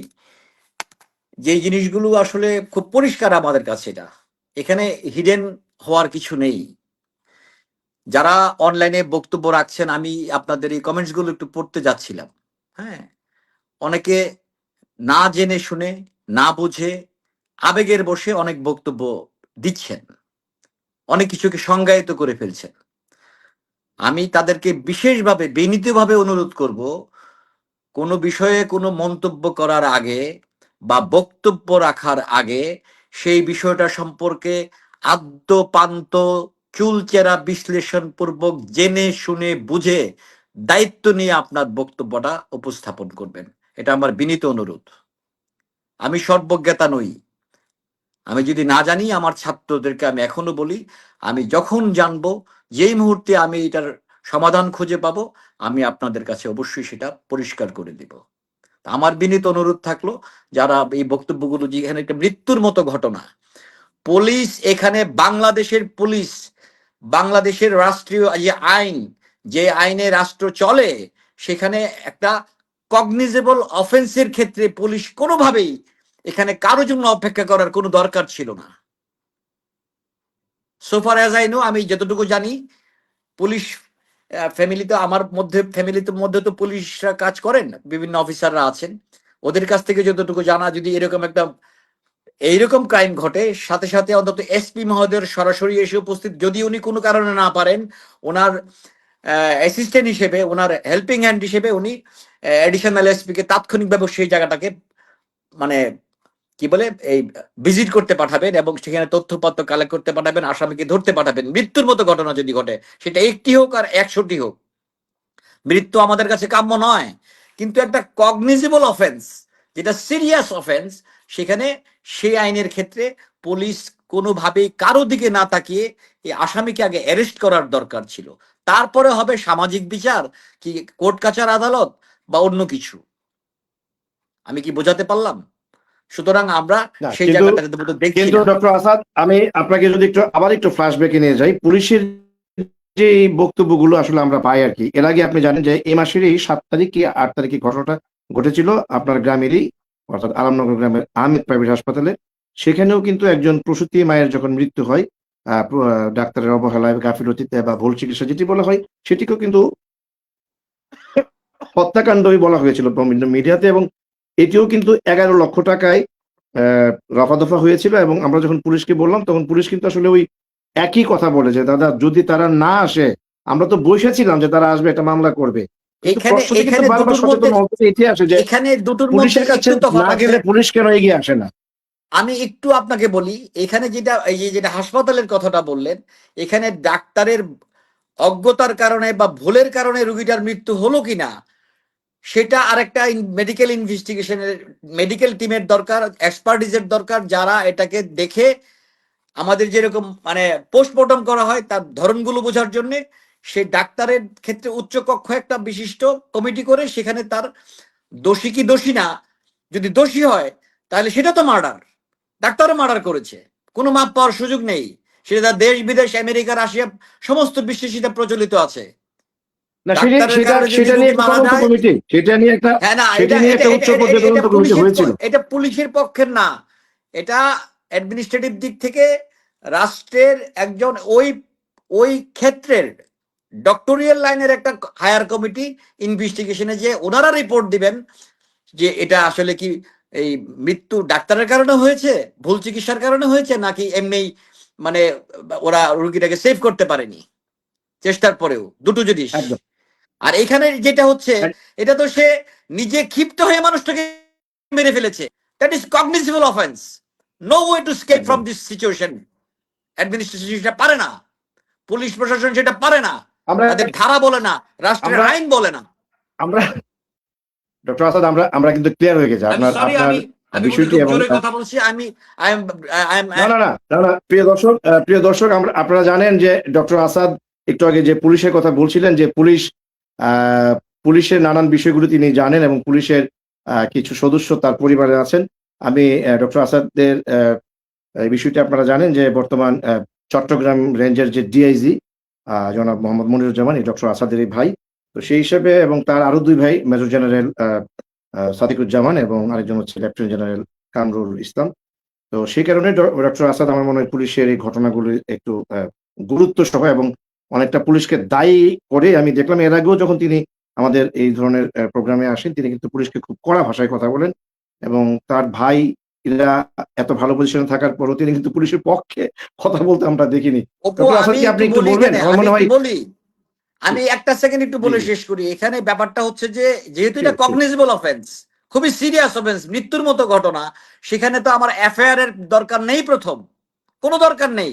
ফার্স্ট কাজ হচ্ছে অ্যারেস্ট, ওই ব্যক্তিকে অ্যারেস্ট করা যদি সম্ভব হয়, যাকে মেরে ফেলেছে, যারা মেরেছে তাদেরকে আগে প্রথমে অ্যারেস্ট করা without prior permission of court. এটা তো আইনের বিধানেই লেখা আছে, that was written, the clause is section 4 এর 1898 সেটা আমাদের এখানে এই আইন প্রচলিত আছে, আমরা মনে এই হয় পুলিশ বিভাগে আছে। ডক্টর আসাদ, আমরা মনে হয় সেটা ক্লিয়ার হয়ে গেছে যে আপনি চাচ্ছিলেন যে যেহেতু এটা কগনিজেবল একটা অফেন্স, এবং এটি যেহেতু হত্যাকাণ্ড, অতএব পুলিশের প্রধান দায়িত্বটি ছিল আগে হত্যাকারীকে গ্রেপ্তার করা। এটি হয়নি মূলত, সম্ভবত সামাজিকভাবে যেহেতু মীমাংসার দায়িত্ব নেওয়া হয়েছে, সেই জন্যই হয়তো হয়নি। তো যাই হোক, আমরা ওই যে আমাদের দুর্ভাগ্য যে নবীনগরে একের পর এক এই ধরনের ঘটনাগুলি ঘটছে। আমরা সময় বোধহয় খুব চলে যাচ্ছে দ্রুত। আমরা শাহিন রাজা টিটু, আপনার কাছ থেকে ছোট্ট করে 1 মিনিটে যদি আপনি আর কোনো যোগ করতে চান যে কেন বারবার এই হত্যাকাণ্ডগুলোকে আসলে সামাজিক ভাবে মীমাংসা করা হচ্ছে, এ নিয়ে আপনার যদি লাস্ট কোন অবজারভেশন থাকে 1 মিনিট। আসলে সামাজিকভাবে কেন মীমাংসা করা হচ্ছে, এটা যদি আপনি বলেন তাহলে 1 মিনিটের উত্তর দিতে গেলে হয়তো আমাকে এটাই বলতে হবে যে হয়তো বাদী পক্ষ বিচারের প্রতি অনীহা এবং বিচারিক দীর্ঘ মানে অনেক দিন ঘুরতে হয় বিচারের জন্য, বিচার পাওয়ার জন্য। আদালত, উকিল, ব্যারিস্টার, কোর্ট বিভিন্ন জায়গায় ঘুরে হয়রানি হয়। সেই হয়রানিতে বাঁচার জন্য হয়তো বা মীমাংসার পথ তারা বেছে নেন। আর যে কথাটাকে একটু আগে বলেছিলেন যে এইসব একদম। হত্যাকাণ্ড রাষ্ট্র পরিচালনা করার জন্য, এটার জন্য মনে অলরেডি একটা আছে, আইন সহায়ক কেন্দ্র একটা আছে, যেটাকে মামলার খরচ দেবে সরকার, এরকম একটা স্লোগান আমার নবীনগর আদালতের একটা কোর্টের সামনে পড়েছিল। যে যাদের টাকা পয়সা নাই কিংবা যারা মামলা চালাইতে অনাগ্রহী হয় তাদের জন্য সরকারি একটা ব্যবস্থা আছে। এটা আমাদের যে সাবেক ডেপুটি অ্যাটর্নি জেনারেল মহোদয় আছেন, উনি হয়তো বিষয়টা ক্লিয়ার করতে পারবেন। ধন্যবাদ। একদম। হ্যাঁ, অনেক ধন্যবাদ। আমার মনে যায় আমাদের যেহেতু আমাদের অ্যাডভোকেট জাকের সরকার তসলিম ভাই এখনো আছেন এবং তার কাছ থেকে একটি চমৎকার কনক্লুশনে আমার মনে হয় আজকের অনুষ্ঠানটা শেষ করতে পারবো।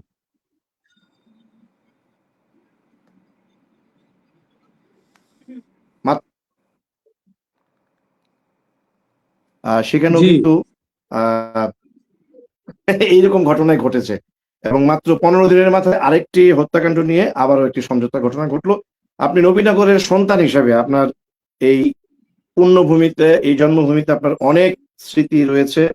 আমাদের উদ্দেশ্যে যদি আসলে এই ধরনের ঘটনাগুলিতে ইন ফিউচারে আমরা আসলে এভাবে কি সমঝোতাই করব নাকি আসলে আইনের দিকে যাব, আপনি যদি একটা কনক্লুশনে একটা ভালো সুন্দর সাজেশনমূলক একটু ব্যাখ্যা দেন, বিশেষ করে যেহেতু আপনি সর্বোচ্চ আদালতে অ্যাপিলেট ডিভিশনে রয়েছেন এবং সাবেক সহকারী অ্যাটর্নি জেনারেলের মতো একটি গুরুদায়িত্বে ছিলেন, যদি আমাদের একটু দিক নির্দেশনা দেন। অ্যাডভোকেট জাকের সরকার তসলিম। ডক্টর আসাদ অনেকগুলা জিনিস আলোচনা করেছে। আসাদ চলে গেল, সিটকে পড়েছে অথবা লিভ নিয়েছে কিনা। মেহেদি তো নেই। আসলে কি আমরা যারা সমাজ নিয়ে যারা চিন্তা করে তারা এক ধরনের করেছে, আইন নিয়ে যারা কথা বলবে সেটা করেছে। বাস্তবিক অর্থেই আসাদ আইন নিয়ে কথা বলেছে, ফরহাদও বলেছে আমরা আইন নিয়ে কথা বলছি, কিন্তু এটা সিরিয়াস অফেন্স। লেস আপনার লেস ক্যাটাগরির যদি ক্রাইম হতো সেটাকে আপনি এক চোখে দেখতেন নর্মালি, যে এটাকে অল্টারনেটিভ ডিসপিউট রেজুলেশনের মাধ্যমে বিকল্প ব্যবস্থায় এটা শেষ করবেন, তাও কোর্টের মাধ্যমে বিকল্প ব্যবস্থার জন্য দেওয়া হয়। এখন আমার কথা হলো, প্রতিটা ঘটনার কথা বললেই থানা বলে আমাদের কাছে কেউ আসে নাই।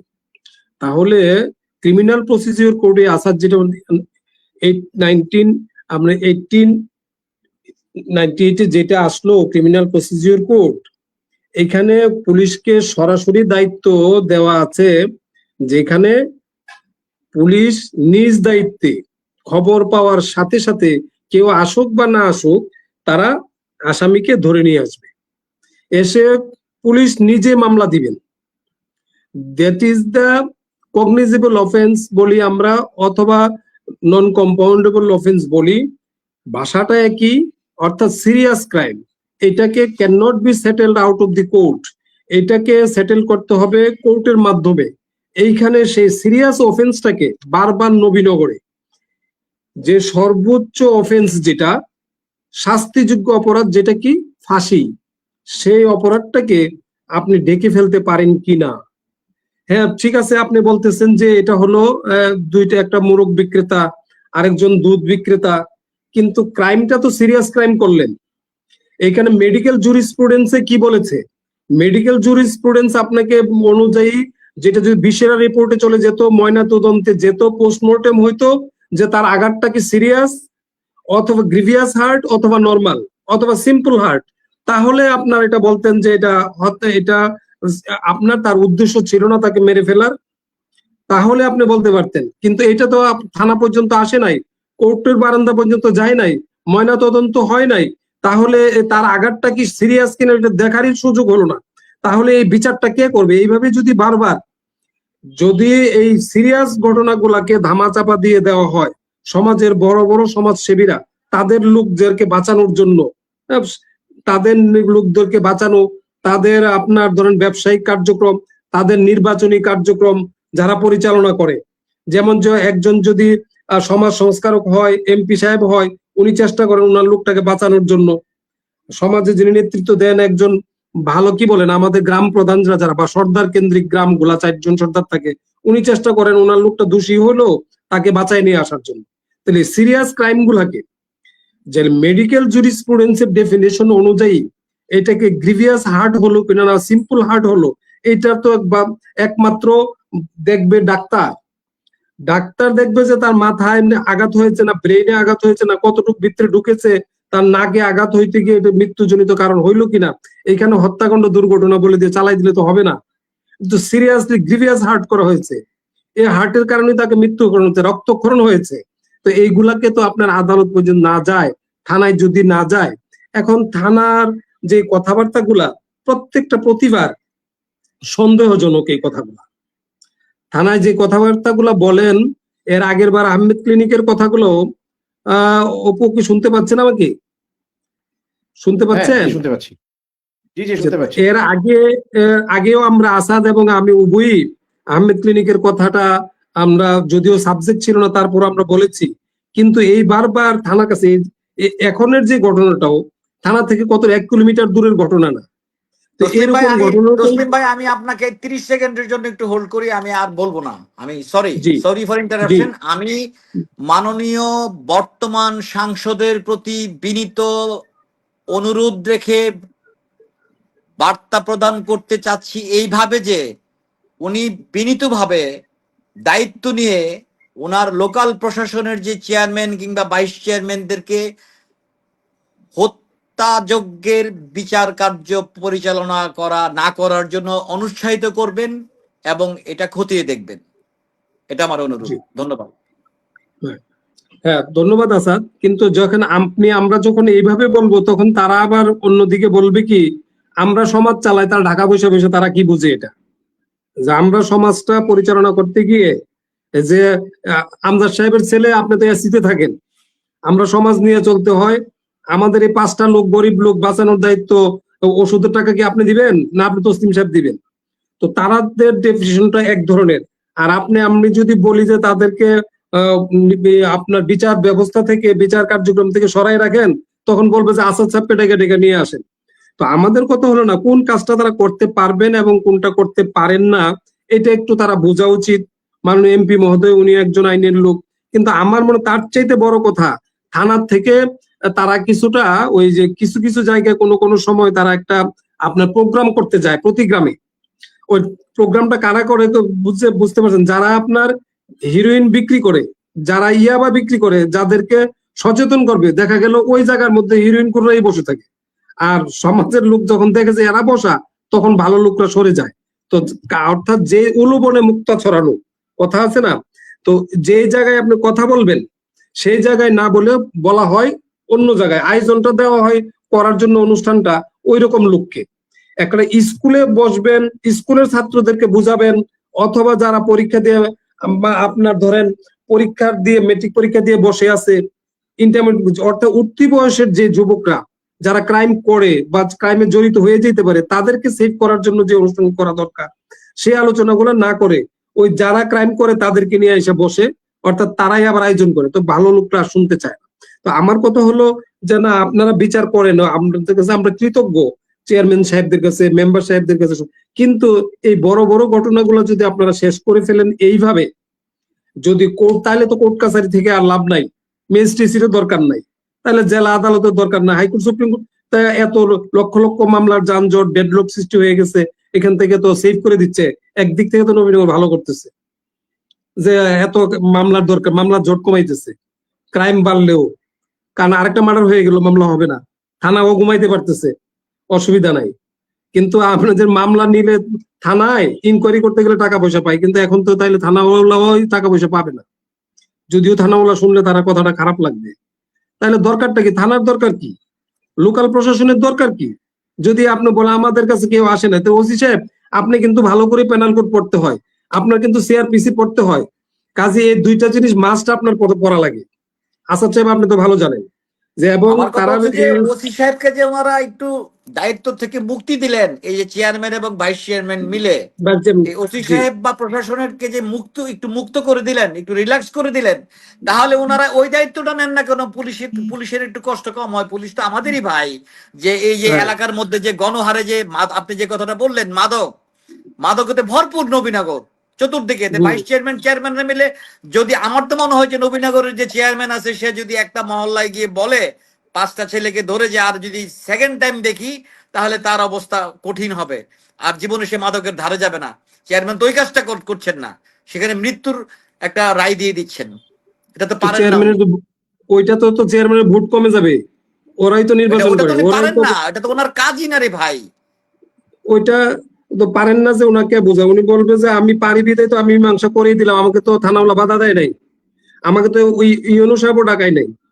তাহলে ওসি করে না, ইউনূস সাহেব শুনে যদি যে এই ঘটনাগুলো হচ্ছে, তাহলে আমি ডাকাই যে ওসি সাহেব আপনি কি তসলিম ভাই, করতেছেন এখানে? তসলিম ভাই, আমরা যদি আলোচনাটা তসলিম ভাই আমরা যদি আলোচনাটা শেষ করতে চাই, তাহলে আজকের যে বিষয়বস্তু আমরা নির্ধারণ করেছি যে হত্যাকাণ্ডের পর কেন এই রফা দফা হচ্ছে, যদিও একজন সালিশকারক আজকে যুক্ত হয়েছিলেন মাওলানা মেহেদী, তিনি পরিষ্কার বলে গেছেন যে তিনি কোনো রফা দফা করেননি, টাকা পয়সার কোনো লেনদেন হয়নি, এটি আইন শৃঙ্খলার স্বার্থে, সমাজের স্বার্থে, জনস্বার্থে, যাতে পরবর্তীতে এটি নিয়ে কোনো ধরনের আর কোনো বাকবিতণ্ডা, খুন খারাপি, সংঘর্ষ না হয়, সেই জন্য তারা এটা করেছেন।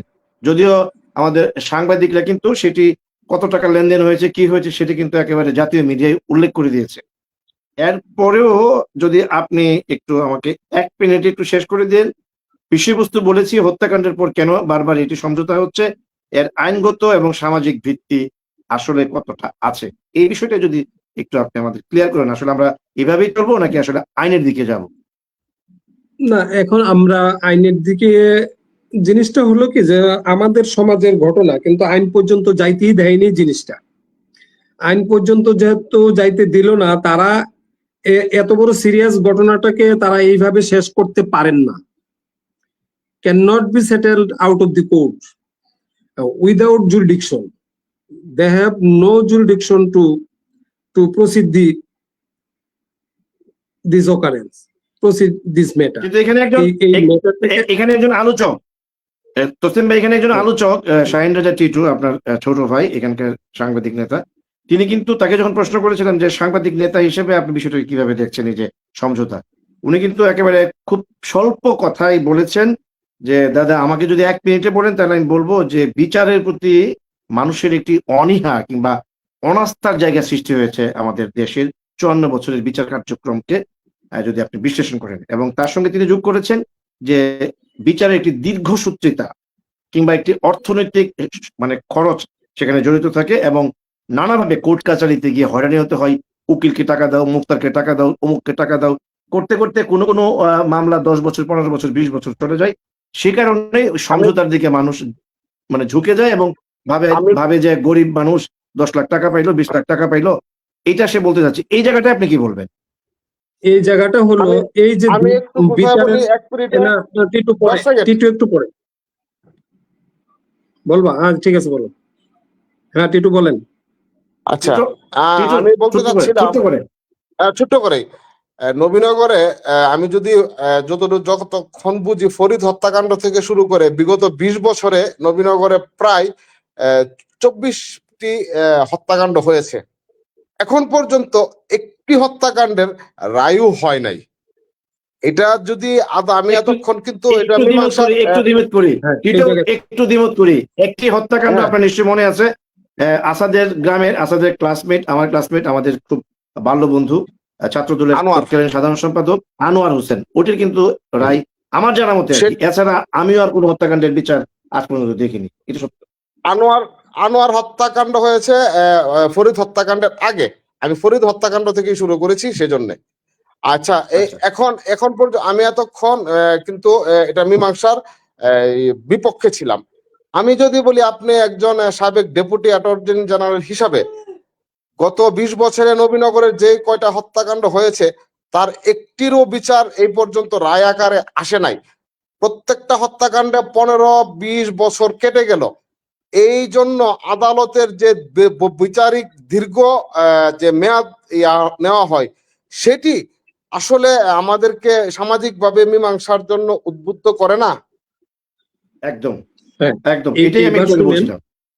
এইবার শুনেন, যেখানে যেই গ্রামের এই হত্যাকাণ্ডগুলো ঘটনাগুলো ঘটলো, যেই মামলাগুলার আপনার আগে দেখতে হবে সেইখানে ওই মামলাগুলো চলমান কিনা। যদি চলমান থাকে ওই গ্রামগুলাতে ওই হত্যাকাণ্ড ছাড়া আর কোনো হত্যাকাণ্ড হচ্ছে কিনা। যদি ধরে নেবেন, যদি আমরা দেখি ওই গ্রামে ওই হত্যাকাণ্ডটা দীর্ঘদিন যাবৎ মামলাটা চলমানের কারণে দুই পক্ষ আর্থিকভাবে ক্ষতিগ্রস্ত হচ্ছে, মানসিকভাবে তারা ক্ষতিগ্রস্ত হচ্ছে, শারীরিকভাবে তারা ক্ষতিগ্রস্ত হচ্ছে, তার কারণে কি ধীরে ধীরে একটা বিচার তাদের মধ্যে চলে আসার কারণে দেখবেন ওই গ্রামে ওই সমাজে দেখবেন বিচার প্রবণতাটা অর্থাৎ ঝগড়াঝাটির প্রবণতাটা অনেক কম। আপনার এই যে মেহেদি বগডোর কথা বললো এবং মোলার কথা বললো যে একেবারে উদাহরণ দিল যে একেবারে শান্তিপ্রিয়, হ্যাঁ এই কারণে যে আগে বারবার মামলা হতো, তারা অর্থনৈতিক ক্ষতিগ্রস্ত হতো, কেস মামলা হতো, কিন্তু কোর্টে গিয়ে আর বিচার করে নিয়ে আসা তারা আর দেখে যেতে পারতো না। এইরকম কারণে বিচার যদি কোনো কারণে কোনো মামলায়, যেটাতে ক্রিমিনাল মামলায় ইচ্ছা করলেই আপনার সহজে প্রক্রিয়া সেরে নিয়ে আসতে পারেন না, কারণ দুই পক্ষের সাক্ষী, দুই পক্ষের আর্গুমেন্ট, জাজমেন্ট শেষ হওয়ার পরে নিম্ন আদালত শেষ হয়ে জজ কোর্ট, জজ কোর্ট থেকে হাইকোর্ট, এই ফাঁসির আসামি আবার আপিল করবেন অ্যাপিলেট ডিভিশন, 20-25 বছর হয়ে যায়।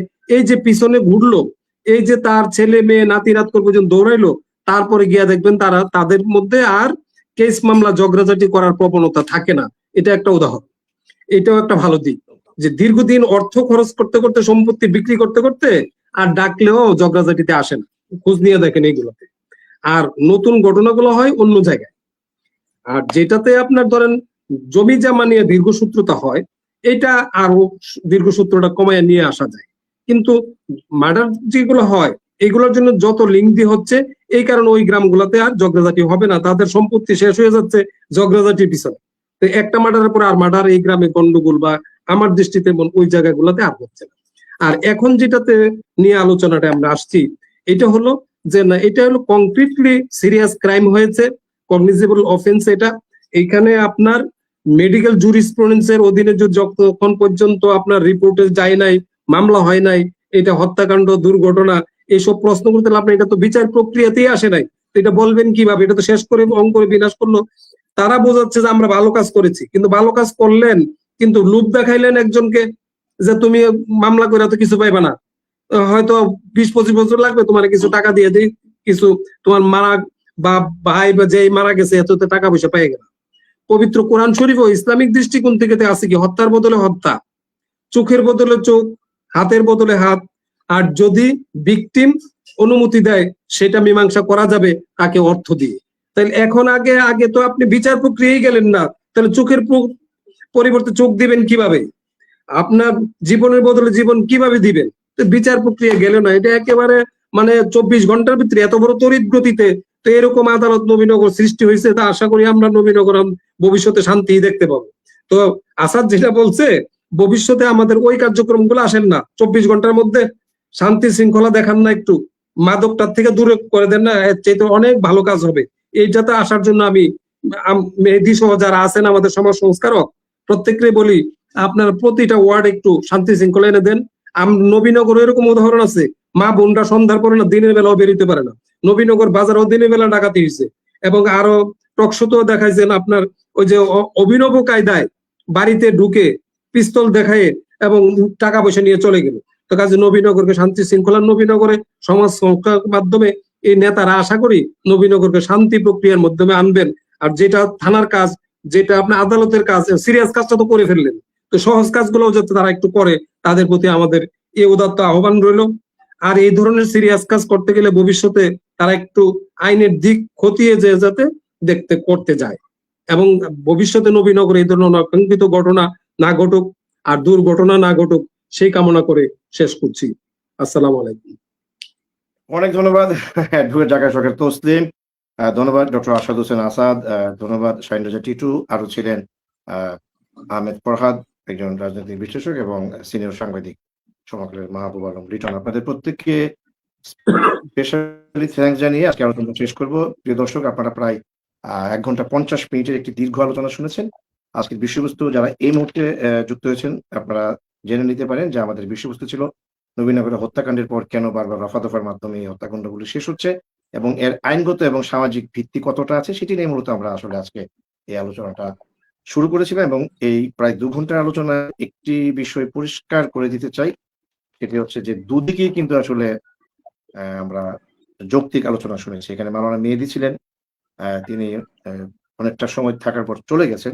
আমি ভেবেছিলাম শেষের দিকে তিনি যুক্ত হবেন, তার একটা কণ্ঠস্বর আমরা শুনতে পাবো, কিন্তু তিনি আর যুক্ত হননি। কিন্তু তিনি কিন্তু একটি বিষয় পরিষ্কার করে গেছেন, যদিও বাংলাদেশের বহুল প্রচারিত পত্রিকা দৈনিক সমকাল সহ বিভিন্ন মিডিয়ায় এবং ফেসবুকে কিন্তু এটি পরিষ্কারভাবে একদম ভাইরাল হয়েছে যে ২০ লক্ষ টাকায় এটি রফা-দফা হয়েছে, যার মধ্যে ৪ লক্ষ টাকা অগ্রিম দেওয়া হয়েছে, বাকি ১৬ লক্ষ টাকা ১ মাসের মধ্যে দেওয়া হবে। এবং এখানে বিভিন্ন যারা সালিশকারক ছিলেন তাদের বক্তব্য কিন্তু দৈনিক সমকালে লিটন ভাইয়ের মাধ্যমে সেটি আমরা পড়েছি। কিন্তু মাওলানা মেহেদী কিন্তু সেটি একেবারে অস্বীকার করেছেন যে না, এখানে কোনো টাকা পয়সার লেনদেন হয়নি বা টাকা পয়সার কোনো বিচার হয়নি। আমরা মূলত সামাজিকভাবে সেটি এলাকার স্বার্থে, জনস্বার্থে এবং বলা হয়েছে যে শান্তি শৃঙ্খলার স্বার্থে ২ পক্ষই যেহেতু অত্যন্ত দরিদ্র, সে কারণে তারা এটি দায়িত্ব নিয়ে সমঝোতার মাধ্যমে এটি শেষ করেছে।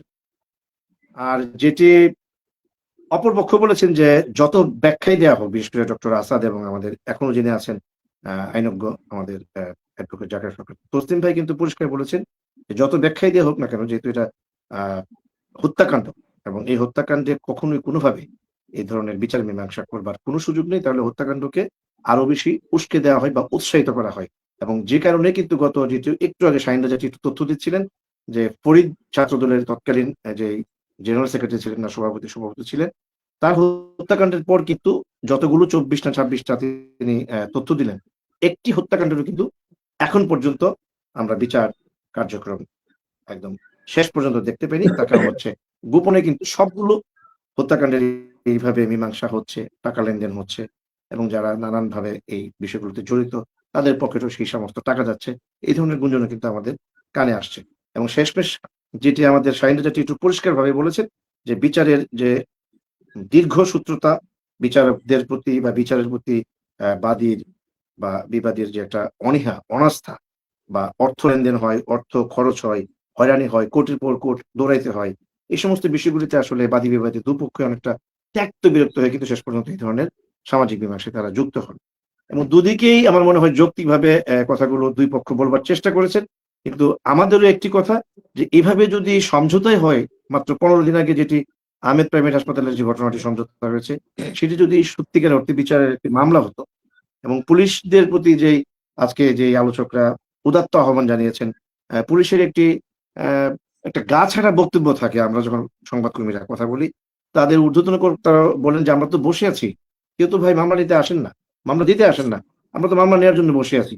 আমরা তখন যদি বলি যে ভাই সুয়েমোটো একটা শব্দ আছে স্বপ্রণোদিত হয়ে, যেটা একজন সম্ভবত একজন দর্শকও বলেছেন যে সরকারের উচিত এই ধরনের হত্যাকাণ্ডের বিচার সরকারের নিজে বাদী হয়ে। এবং এগুলি তো বাংলাদেশের ইতিহাসে বুড়ি বুড়ি উদাহরণ আছে যে স্বপ্রণোদিত হয়ে সরকার, তার পুলিশ, তার সংশ্লিষ্ট দপ্তর থেকে মামলাগুলি হচ্ছে।